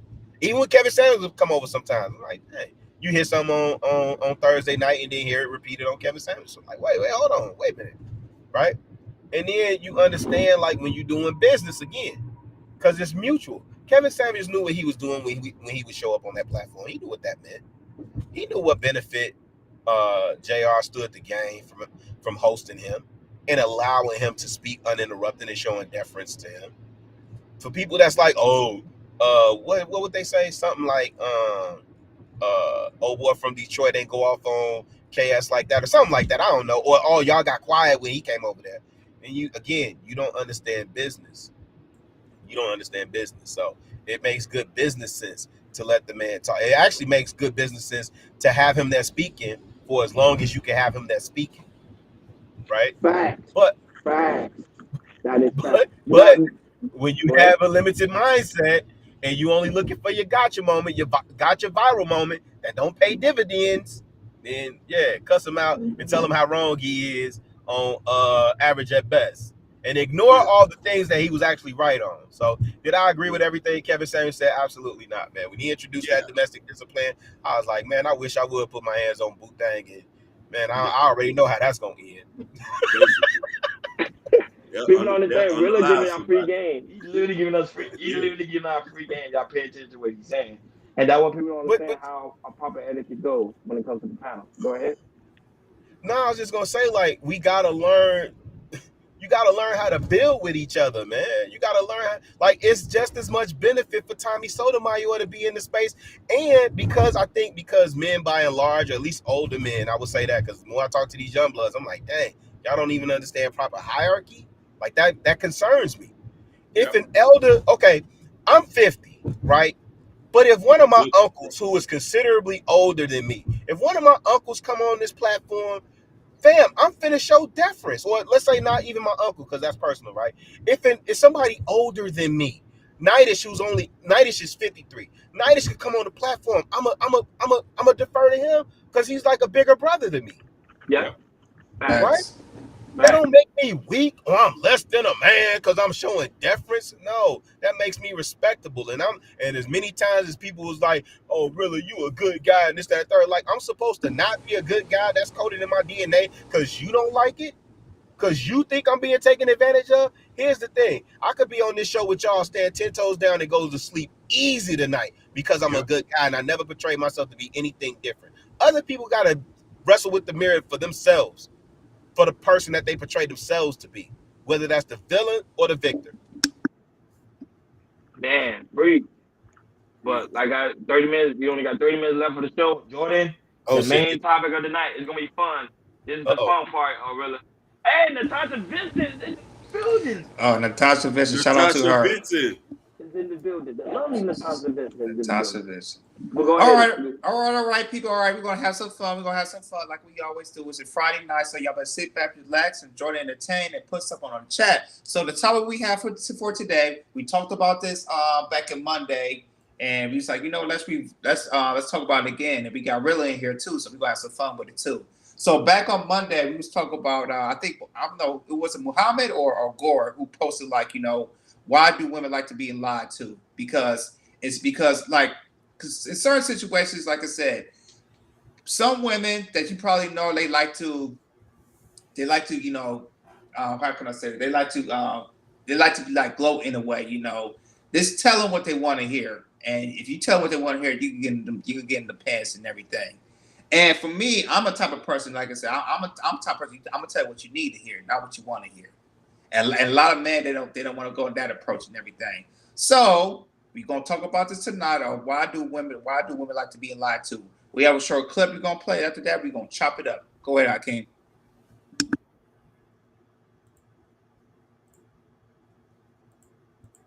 Be lying to women, and women lie to themselves even more. And I'll be frank, the good majority of y'all easy to lie to. Because the moment you decide you like it, I don't ever have to make sense again. Keep talking, Trip. Long as I know the rhythm to your two-step, we good in this. So, like, y'all be looking at that, why y'all keep lying? Why y'all keep falling for it? Oh, we just talked about this the other night. Y'all get up on platforms and shit like that. Men ain't these dumb, these this. How do it keep working, bruh? Cause y'all liars. How? Let me know. All right, y'all. So that was a little clip that we have, and hey, we're gonna talk about it. We got Rilla in here, so we really about to get in, about to have fun. So I'm gonna start with you, Ronnie. Do you feel like women like to be lied to? Go ahead, buddy. Yeah, now you have a shout out to Mr. Let Go. Hey, Chicago River, that was Mr. Let Go conference when he be doing his thing tour. That was his thing. Shout out to him. Shout out to Let Go. Yeah, Mr. Let Go. Yeah, that was his thing. Yeah, but Chicago really gonna laugh at me, but yeah, women like to be lied to. Of course, women like to be sold a fairy tale because I don't know. I think it's they don't want to hear the truth. Now there is some. I'm not gonna say all, but there is some women that do like to hear the truth, and they box get wet. But however, there's another group of side women that they don't want to hear the truth. Prime example: a woman don't like to be told that she's getting fat. A woman like to be told that she's sick. Women don't like to be told like, oh, you eating too much. They like to be told like, oh, baby, you need to you know, you need to line up a little bit. They don't want to be hear the truth because I think because they're emotional creatures, and I think their emotion it ties into a lot when it comes to when it comes to their everyday life. So that's why I think when a man comes and tell a woman the truth, she automatically gets turned off. Which is weird. Me, I try to be as honest as I can to women. I really don't care, even though sometimes I may receive a lot of backlash. But I see that when I be honest with women, I do get a lot of backlash. Then when I lie to them, still I get a lot of love, a lot of rubbing, a lot of hugs, and a lot of kisses. But I'm not like I'm a realist. You guys, I'm a realist person. I'm gonna tell you the real. Like it's not in my nature to lie. I'm gonna tell you what it is. But some women that's just what they like. But I really do want to hear Chicago and Hakeem because these are like my OGs. I want to hear their thoughts on it, Jordan. I'm gonna be honest because I know Hakeem will go in, but I want to hear Chicago really on this because he's married. Chicago's married. I want to know, his side too as well. But go ahead, Hakeem. No, I want Chicago to go before me. Hey man, you saying I'm married like Hakeem a slut monkey out here? Hakeem, you a slut monkey out here, man? No. Listen. Listen. Chicago. Listen. I used to be, but me too. I'm looking for a wife. Oh, you looking? You still a slut monkey. I'm ready to get married today. Today, if I find me a wife, we're getting married. Oh, is Sherry Bryan? Is she married? Yeah. She's married. She's married. Okay. Shout out. If she wasn't, she would have already got married. And Natasha Vincent. I would have married all of them. If it was that type of lifestyle, I would have had all of my wives. Yeah, I forgot you Muslim. All of them be my wives. Hey, I say this, man. Shout out to Trip Fontaine. That was tonight's conversation. Is that what that was? That's what it was. Man. Shout out to them brothers over there doing phenomenal work. Like you said, Let Go over there. My nigga Trill. I got a chance to see they joint live in Chicago when they came through. Met Ace Metaphor. I mean, just what he's been able to build. And it's the power of brothers and black people building. Think about it. Trill got his own platform. Let Go. I think I checked his joint today. He got like 300,000 subscribers. Right? Trip, man, Trip is solid. Trip Fontaine, I don't think I seen him hit a foul ball or take a bad shot yet, right? And so, Ronnie, I wasn't laughing at you, man. I'm celebrating with you. I agree with you. Yeah, these women like to be lied to because they, in the words of Ricky, they liars, man. They liars. Hey, man. Why do dudes run game? Why are we taught, like when we shorties, why are we taught to run game in the first place? Right? Because you can't tell the truth to these young ladies, man. You can't. Like, okay, put it to you like this. If I'm out with Hakeem and you know what I'm saying, I got body odor, you know what I'm saying, I'm musty or something, brother gonna tell me like, hey fam, like, hey, what's up with you, man? Hey man, go put on some deodorant or something. You take a shower before you left the house, man. Gonna be, you know what I'm saying? He gonna be honest with me and truthful. You know what ladies want to do? They want to sing Mary J. Blige. So take me as I am. Right? I gotta take you as you is. Right? No, ladies want to be lied to. You fat, overweight, obese. You're one cupcake away from death. Right? From diabetes, right? But you want me to tell you that you're pleasantly plump. You know what I'm saying? You thickalicious. I don't think you're ready for this jelly. That's a terrible message. That's a terrible message. It's women out here in whole cosplay, bro. Whole cosplay. You know what I'm saying? The snuffle up against eyelashes. Men keep telling y'all, hey, man, yeah, we'll play with that. I'm sorry. Y'all told me I can cuss. I'm going to cuss. We'll fuck on that. Yeah. You know what I'm saying? We won't wife that. We won't wife that. And y'all don't think fat meat greasy though. Y'all don't think fat meat greasy, fam. Ladies love to be lied to. Men are brutally honest. Brutally honest. You know what I'm saying? Like, anyway, I'm a pipe down, man. I just want the ladies to know, man, like, the whole concept of a dude running game lying to you is because you can't handle the truth. Dude can't come to you say, I like you and her and her Yeah. and her. And You get an adult woman response. Not that we scared that we ain't gonna get you. I mean, some dudes it's like that. It's not that. It's y'all wig out and flip out like, or a dude can't tell you, man, you ain't all that cute. You hey, real talk. Do y'all know? And I have, I'm a L7 man. I'm a square. I'm an ugly nigga, right? I ain't caught that many, 8s, 7s, or 8s in my life. But when I did, some of the baddest chicks that I got was because I ain't paying them no attention. I was just like, you really ain't all that cute. When I told them that, oh man, they would anyway. Who next, man? Hakeem, man, go ahead. Yeah, he said who that. Look, Listen. One question. Hold on, Hakeem, before we go. One question. I actually want to know how tall is Mr. Let Go? Is he really 6 foot? Ashton, go start your show, man. Speaking on another man like that, man. Shout out to Let Go. Question. He's over here. Really, how tall is Mr. Let Go? But go ahead, Hakeem. No. Listen. I was the king of lying to women growing up. The king of it. Because my homeboy told me you got to fake it till you make it.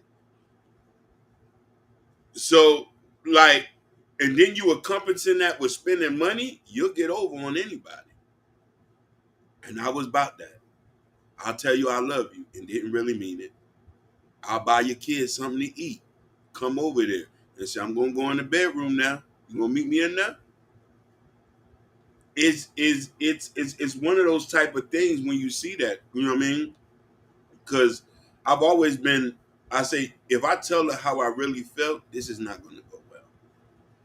It's not going to go well, but it's at your own detriment too. But if you're trying to get over on them, you just say, baby, I love you. What do you mean? I just seen what something. Don't even worry about that, baby. That's just somebody I used to talk to. What are you talking about? You know what I'm saying? And it's just, and it's gonna keep working. It's going to keep working. You know what I mean? But since I'm saved and I'm looking for one wife, I gotta be honest. You know what I'm saying? But at that time growing up, you know what I mean? It was a metric game. We was trying to count them numbers. How many things you can slay. And I wasn't scared to spend the money too. I don't care what niggas was talking about. Oh, you a paymaster, this and that. I didn't care about none of that. I say, baby, what we doing? I want to date you. You know what I'm saying? But that's the thing. You know what I mean? 90% of women do want you to lie to them. And once they find out you were the lie, they'll come back to you, check you on the lie, and still want to be with you.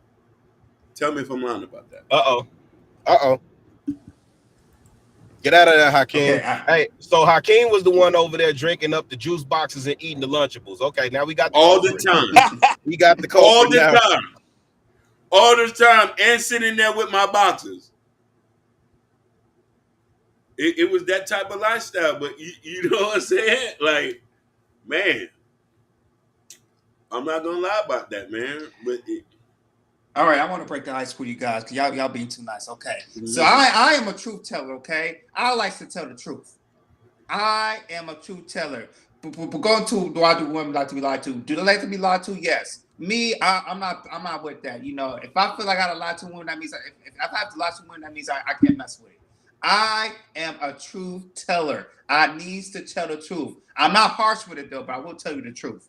This is why I've been married. This is why I've been with my wife for 13, 14 years, because she's the type of person that's like, hey, babe, tell me how it is. You know, give it to me. I don't go wrong with it, but I do tell the truth. And I've been rocking with her for the most, like, I've been rocking with her ever since and everything. Back in the day when I was in college and high schools, I was a truth teller. You know, some of the women didn't like it because I didn't lie. I don't care. So what? That means I don't gotta mess with you. That's just me. That's just personally for me. I'm easygoing. I am a truth teller. You know what I'm saying? And to me, if you can find the right woman you can tell the truth to, hey, put the ring on it. I'm just gonna tell you like that. Simple as that. If you can find the right one you can tell the truth to, maybe you gotta lie, maybe 10%, 50% of it, but 90% of the time, 85% fine, you can tell the truth to, hey man, you got the right one. Because she's gonna rock with you. Go ahead.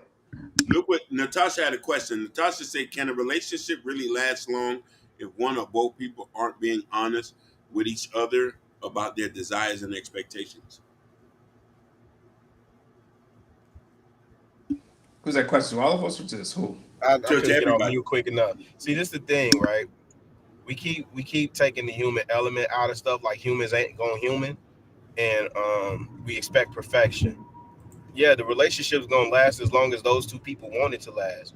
Whatever agreement they come to, because again, I don't look at marriage as a business. I don't even look at relationships as business. But I understand people that say that, right? I get that. I look at marriage as a covenant. It's an exchange of strengths for weaknesses. So in the ideal world, you should be upfront, honest, this, that, and the third. But do you really tell your mate every single thing, every single desire? Nah, you don't. Some things you keep to yourself. Some Yep. things, because you also got to know your partner. You know, just by partner, you know certain things to address and certain to address. Now, for me, my little boo thing, no, I'm a loyal man. I'm a faithful man. Do not cheat. None of that. I don't have no desire for nothing. But my ask of her is to be every woman that I need. Right. So if I need a librarian, you know what I'm saying? I need you to be that. If I need an astute businesswoman, I need you to be that. If I need a slut monkey to satisfy my inner slut monkey, I need you to be that. Right. But to have that expectation, which I think is unrealistic, to that a person is going to be, you know what I'm saying?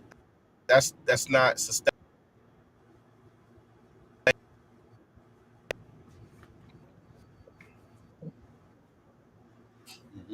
No, I agree. But the thing is, because Sherry Bryan and Natasha, you're like, I want a man to be honest with me at all times. I think when women get older, they want to hear the honest truth. But when they in their early years, like in their 20s and 30s, they want to be lied to because, like Jordan Hunter said it too. He said, I think it's the ego part. They can't handle the truth, so that's why they want to be lied to. Because we tell them the truth, it doesn't go well. Like even if you tell, like I think even Charleston White said something too. He would tell women like, "Oh, the dress don't fit," and he realized the woman about to get ready to slap him. But it's like, okay, what do you do in that situation? Do you say, "Hey, baby, I think you should you need to get dressed your size"? Like you get what I'm saying? So it's like, as a man, how can a man be able to tell the woman the truth? Oh, Chicago Rilla and Hakeem and George, I can time in. But this is a question for you guys on the panel. If you can't tell that woman the truth, you gotta leave her. Leave her alone. That's just me. You gotta leave her alone. I mean, if you can't tell her, like, if you like the dress might be a little bit too big and everything, or just stuff like that, just to work at it and everything. If you can't say something like that, she got a problem with it, it's like, I can't. If I can't tell you the truth, then I can't be with you. That's just me. Go ahead, fellas. I agree with Ronnie though. J Money, I'm curious though. Have you been that way all your life? You've told the truth to ladies 100% your entire life? I want to say, got you. That's an honest question. Not 100%. Some stuff I'm like, I might even not say that, but some stuff I'm not gonna say 100%. But if there's some stuff I might not say, I might slide it. But usually I always been like a truth teller. I mean, I'm not harsh with her or anything like that, but I'll like. I've always been a truth teller, like to say, with my moms, with cousins, with anything, my grandmother and everything. Just told me, just tell the truth, No, even though the truth, like I say, even though the truth might hurt, it might sting a little bit, but you'll heal. You'll heal. You'll be better. Yeah, but that's a Scorpio thing. Yeah, I had a homeboy that was like that. I just know that y'all are rare, like to be able to do that at a young age, but he didn't really care about his mouth too much. You know what I'm saying? So I'm always curious of the mindset behind that. But I do agree with Ronnie though. I think when women get older, they're more open to hearing the truth. I'm gonna tell you, I am my wife's stylist right now. She runs every outfit by me. When we go out, how this look, babe? And let me tell you something. I used to work in retail. Mm-hmm. I mean, I'm still in retail now, but just from a different angle. But I learned because I sold men and women's. I had to learn how to dress women. Yeah, I tell my wife how to color coordinate, how to match her shoes. What I don't do all the makeup stuff, but the basics to putting the fit together, I know how to get a fit off, right? And so in that regard, I could be honest with her. But let's say when we were young, like 20 years ago, I don't know that she would have came to me for that type of advice, nor would she have cared about my opinion. Now, granted, we ain't know each other like that 20 years ago, but you understand what I'm saying. You know, most women, when they're younger, I don't think they want to hear the truth. Aside from fashion, anything else, they don't even want to hear from their homegirls. They want their homegirls to lie to them. Girl, yeah, you look good in that dress. Nah, you ain't putting on that many pounds. Yeah, he the one for you, girl. Right? Like, yeah, I agree with you on that, right? But when they get older, then they a lot more open. Is that true? Yeah, they open. The No, but reality here's the is thing. hit 'em. Here's the thing. This is how I know, like, sometimes women like to be lied to. You know Sexy Red, right? You know Sexy Red, she's a hot new artist out right now. I think everybody knows Sexy Red. But right now, a lot of women in her comments say, "Oh, you so pretty, you so sexy." And in real life, you're like, "Come on, Sexy Red, you look come on, the hood right down the street." Like, come on. Ronnie, not all the comments, the other side of the comments. I hear a whole bunch of stuff about talking trash about Sexy Red. That's just me. I be seeing other stuff. I don't see it. You gotta show it to me. Most That's of the girl time, from St. Louis with all the tattoos. Yeah, exactly. With the one from gonorrhea St. Louis. lipstick. Yeah, exactly. Well, let me take care of this. I'll take care of it. And they say she's so sexy. They say, "Oh, she looking good. She looks amazing." I was like, "Are you kidding me? You got to be kidding me, right?" No. But these are the same ones that wasn't honest with Lizzo when she shot a shot at old boy. Who was that? Okay. Aquaman or Yeah. I don't know. That was Captain America. Captain America. Captain America. Yeah. Now they wasn't honest with it, and they actually shamed him for turning her down. Ain't that something? Now they knew that man was out of that woman's caliber. They knew she didn't qualify for that man. You know what I'm saying? And then gonna shame him for turning her down. Lizzo is beautiful. Lizzo might be cute.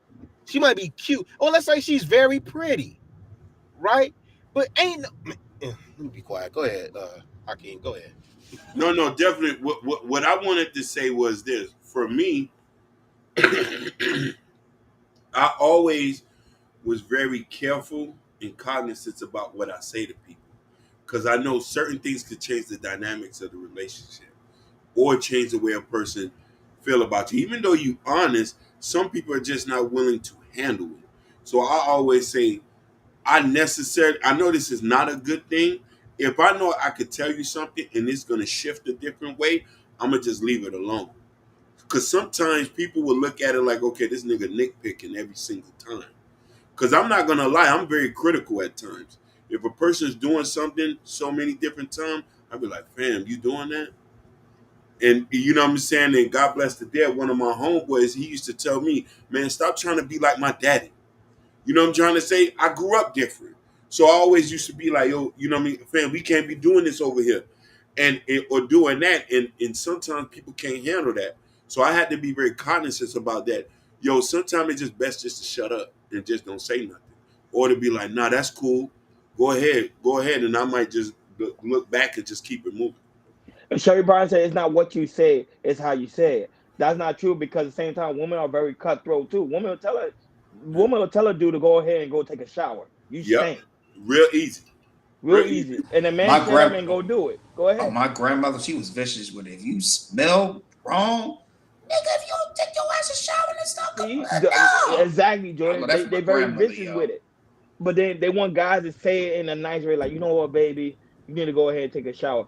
Chicago, I don't know if you saw the part where Jay Prince was talking about how he met a girl, right, on Kendra G, and he was talking about how she had bad hygiene. But he was so afraid to tell her that he just let her rock. You get what I'm saying? Like, that's what I'm saying. Like, that's what most men deal with. No. Yeah, but most men deal with that, though, Jordan. No. It's a fact. You gotta say, ma'am, you don't smell too great right now. You don't smell too great. You don't smell too good. No, I'd be scared to say that. What's that? I'm gonna still beat it in peace and just like, man, I cannot do that, yo. No, you gotta, man. I ain't beating it. You gotta go in there. That was back in the day. You gotta wash it. I ain't doing it. You gotta go wash it. Is it washed? You gotta go tell her. You gotta make sure it's washed real good. I don't play that now. That's World War III. Take her to the shower and tell her to go wash it. That's World War III, bro. You might die. Oh, you just go with her in the shower. I'll go with her in the shower. Man, you better go in the shower. Put a atomic bomb in there. You need to take a shower. I'm sorry. Oh, we You lost. need to go Chicago wash Rilla. up. Hey, I said I already know Hakeem. Hakeem be trolling, man. Hakeem be trolling, man. What did DB say? She said black man wants to be lied to. No, we do not. Black men want to hear the truth because we can handle the truth. Yeah. but you see, the thing is, You heard what Natasha Vincent said about her future husband? yeah. She said, if my future husband ever needs to tell me to bathe, she said it's a wrap. I failed. Wow. Wow. See, Yeah. that's the mindset. I understand what Natasha's mindset is on that one. I'm telling you. You see, but if she thinks that she's gonna always have that in my mind, he's like, damn. When he just need to beat it in peace and suffer in peace. No, Baby, that ain't I love suffering it. no peace. Baby, I love it. Ma'am, you stink. Take a shower, please. Baby, I love it. Sorry. No, See, ma'am, you Hakeem, stink. you You went. gotta take a See, shower. Hakeem, you went too far. You had a Chicago Rilla dropped off. No. I'm like, baby, I love it. You know what I'm saying? Like, I'm just saying though, man. And I'm talking about that was back in the days. You feel me? But I'm just saying, it just, here's the thing. Being open and honest with your feelings with a woman is difficult. You always scared of what the response is going to be and how it's going to shift the dynamics of the relationship. Sometimes when you're so honest, she does not want to deal with you anymore. You know what I'm trying to say? Really? And yeah. Bro, Yeah. I'd have been in that situation when I finally was honest about something. I finally was honest. I said, "Man, this is really troubling me." That's the messed up part. You wasn't honest in the first place, wasn't you? No, listen, I was not honest, but I spent it in a way like it just happened, and it changed everything. And they kept bringing that up, and I was like, "Baby, this ain't gonna work." I said the one time I was honest is like the one time I was honest. I said, "Babe, this is gonna be an issue." What you mean it's gonna be an issue? And then it was overcompensating every single time after that. But I guess that's what that type of person is. Don't get me wrong. The last thing I want to do is hurt somebody's feelings. I know, you know what I'm trying to say? And I'm always... Hakeem, their feelings going to recover. She's going to heal someday. Not with no woman, man. I'm trying to tell you, bro. Yeah, I'm trying to tell you, they do. They hold thing. They hold a grudge, bro. Yeah, for a very long time. Years later. When a woman find out you cheating, she will hold that grudge. Bro. Oh, that cheating. Like I agree with that. Until like she 80. But the situation about certain things being lied to, I'll say it's good to go out there with the jump. Prime example, Jordan. Guys won't walk up to a woman straight and say, "Woman, I want an F," right? They won't do it. No. I'm saying they won't do it because the simple fact is they know that women don't want to hear that. So they'll tell the woman, "Man, you know, you're looking cute today. You're very pretty. I like your hair." But deep down inside, the man want to know, can he smash or not? Yeah. That's his truth. But he can't do it because of society. Women will be like, she'll look at him weird. Even though deep down inside she want to smash too. Yeah.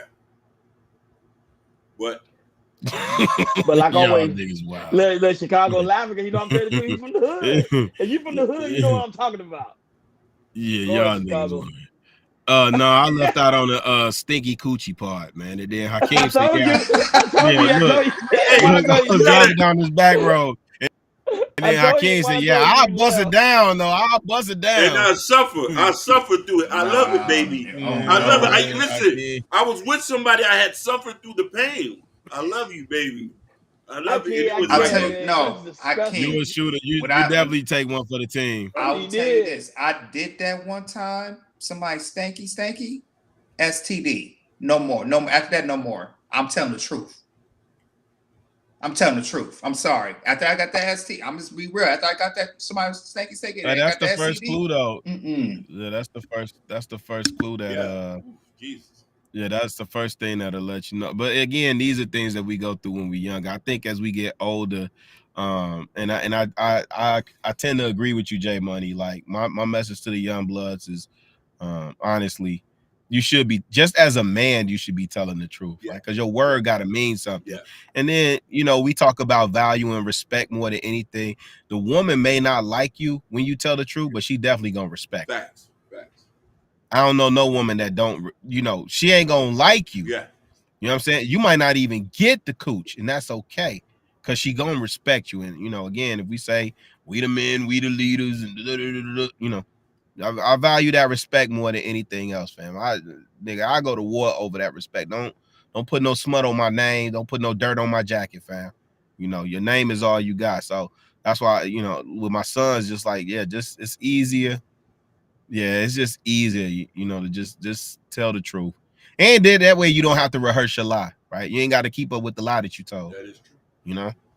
Yeah. And I heard that. No, Hakeem, don't be running around talking about some that is true. When you run up in these dirty coochies, you running up in them, talking about, baby, you gonna get this word, baby. Swerving it up, clothespin on your nose. Yeah, you gonna put that clothespin on your nose. Yeah, baby. Listen, yeah. I was scared to hurt it, and I would eat it when it was stank. Oh, too. no. I'm not gonna lie. I ain't gonna lie. I'm being transparent. I ain't gonna lie. Oh, ladies and gentlemen, it's been a good show. We like to thank you for tonight. Listen, I'll be a jackass if I was lying to y'all. No, bro. It was like I was scared to say something. I needed to make sure that she knew it was love there. I can't even time in the show. Natasha was like, "Oh no!" Don't suffer through that pain. Listen, I was suffering. Then I would drip in hot water the whole time. After I was done, I just sit there in the I can't mute his mic. You can't mute his mic. I can't mute his mic. But Chicago, trying to help him. And Chicago Rilla, let the people know how can they find you. Where they can subscribe to you. We already got your channel pinned on top of the chat, so people can go subscribe to your channel. I will be over there, of course. But let the people know where they can find you, especially on Instagram, Facebook, wherever. Go ahead. Man, listen, thank you for the opportunity, man. I want the people in the audience to make sure they like, share, subscribe, send the super chats, send the cash apps, man. I am a nothing and a nobody. I'm a beta simp host up, man. Don't follow me, don't look for me. I ain't got nothing to say to you, right? Just make sure you send all the super chats and cash apps over here. Hit the like button. Hit the share button, hit the subscribe button. You know what I'm saying? We as brothers, as good black men, we gotta support each other, man. So I'm not promoting me, I'm saluting y'all, famo. Appreciate it, man. But at the end of the day, we still promote you anyway. So guys, go ahead. A legend. Add the Chicago Rilla channel. Support the platform. This was a really good stream. Chicago, man, good job, man. You know we had Thanos over here too. We interviewed Thanos. Really dope stream. Oh shit, the arm. Yeah, we had damn. Yeah, all the banners. Because I realized even though we in that space, there's some good people there that have great information, great insight, like yourself, Thanos. There's so many people that I've seen that have great value, and I'm like, you know what? Let's interview them because I think everybody has a story to tell. And I ain't gonna lie, Chicago, really, you killed it today, man. You gave a lot of good gems, a lot of good information that I'm gonna take, especially when it comes to the stock market and also helping my community. Man, great to have you, bro. I really do greatly appreciate you, man. Thank you for your time and your patience. Man, I appreciate the consideration and the invite, man. Anytime y'all need me back over here, I'll be in the comments acting a fool with Sugar Bum anyway. I'll be in the comments with I'll be in the chat with Sugar Bum and Ashton, man. And people on Facebook say thank you to everybody. Say thanks, Chicago. Yeah.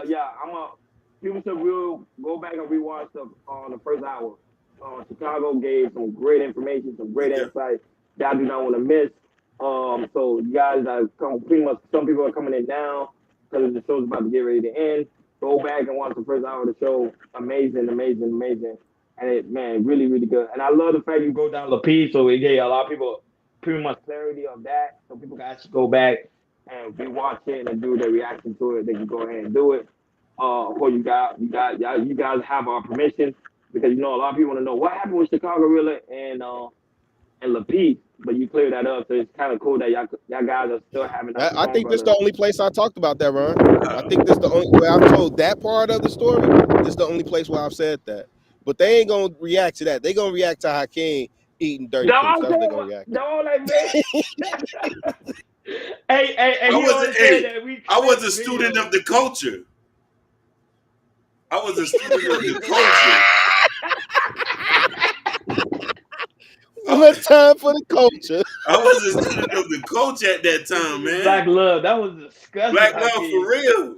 Hakeem, Black that was the most love. disgusting thing you ever said on this panel. I Jordan want to King be was honest. saying. I want to be the vessel that flows through people to know that don't do what I did growing He said, up. now we're going to go viral for the wrong reason.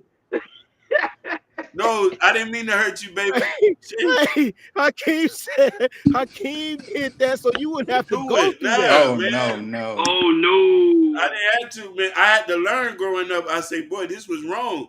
Now I'm gonna be a better husband because I was like, nah, baby, I can't do this today. So Hakeem can't get mad. They do a reaction video to this. So you can't get mad now because you gave out that information. Hey, Hey, shout out to the jelly donut.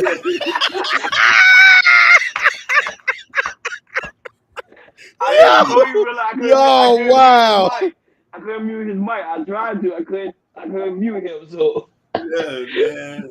But anyway, guys, on your way out, please make sure you hit that like button. Please make sure you hit that subscribe button. Please make sure you hit that notification bell on the right hand side. Remember, we do go live each and every Monday, Wednesday, Friday, 6 o'clock Eastern time. Like always, shout out to the lovely Sherry Bryant, Natasha Vincent. Shout out to Jordan Heard him. Shout out to Gore, because Gore actually go back and rewatch the video. Shout out to him. Gore. Shout out to the lovely Bobby Bryant, which is also Sherry Bryant auntie, right? Auntie.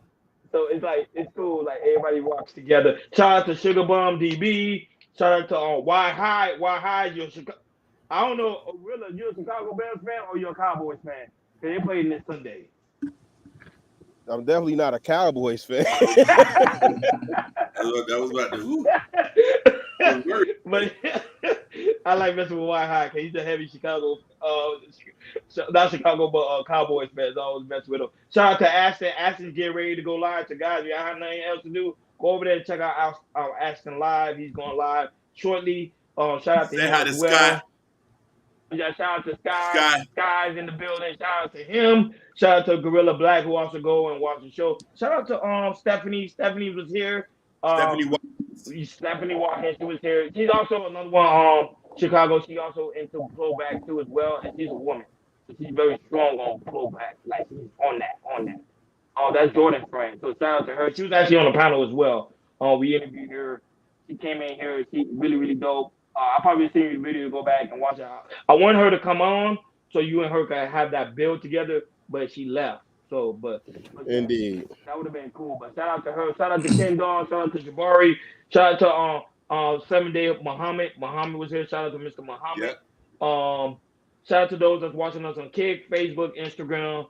Yep. Man, and also pretty soon we'll be going live on Twitter soon. So that be on the lookout. Shout out to Liberated Soul too. He was on, and also Hink in the Basement. Hink in the Basement. Sexy Red TV. It was a lot of you guys. Sorry if I didn't get you guys. I really apologize. There's too much for us to go back. But make sure you go to KL Culture Radio Community tab. In the Community tab, there's a KL Culture Radio t-shirt with me and Jordan have on. Rock the house, rock the family. The KL Culture Radio coffee mug. And also Prince Hakeem book, Black Love. Hey, yeah, I want to tell you too, Chicago Gorilla. Hakeem, he's an author. He writes books. Yes, he's an author. He writes I see somebody just put it in the chat, man. I'm going to go cop right now. Yeah, so he writes books. Shout out to him. Hakeem doing the thing, and not only that, but he's dropping another book out this year. Yeah. So I got he doing God's work. I got another book. We're working with another guy out of New York. We just finishing a book on how to love the black woman, and we just gotta get it to the people that edit it and stuff like that. Man, like always, guys, we love you guys. Thank you for tuning in to KL Culture Radio, and this is what we do on KL Culture Radio. We interview great people. And we just have a good, I was about to curse. We just have a good ass time. That's it. You know what I'm saying? So that's what I say. Thank you for tuning in to KL Culture Radio, guys. We over and out. Peace.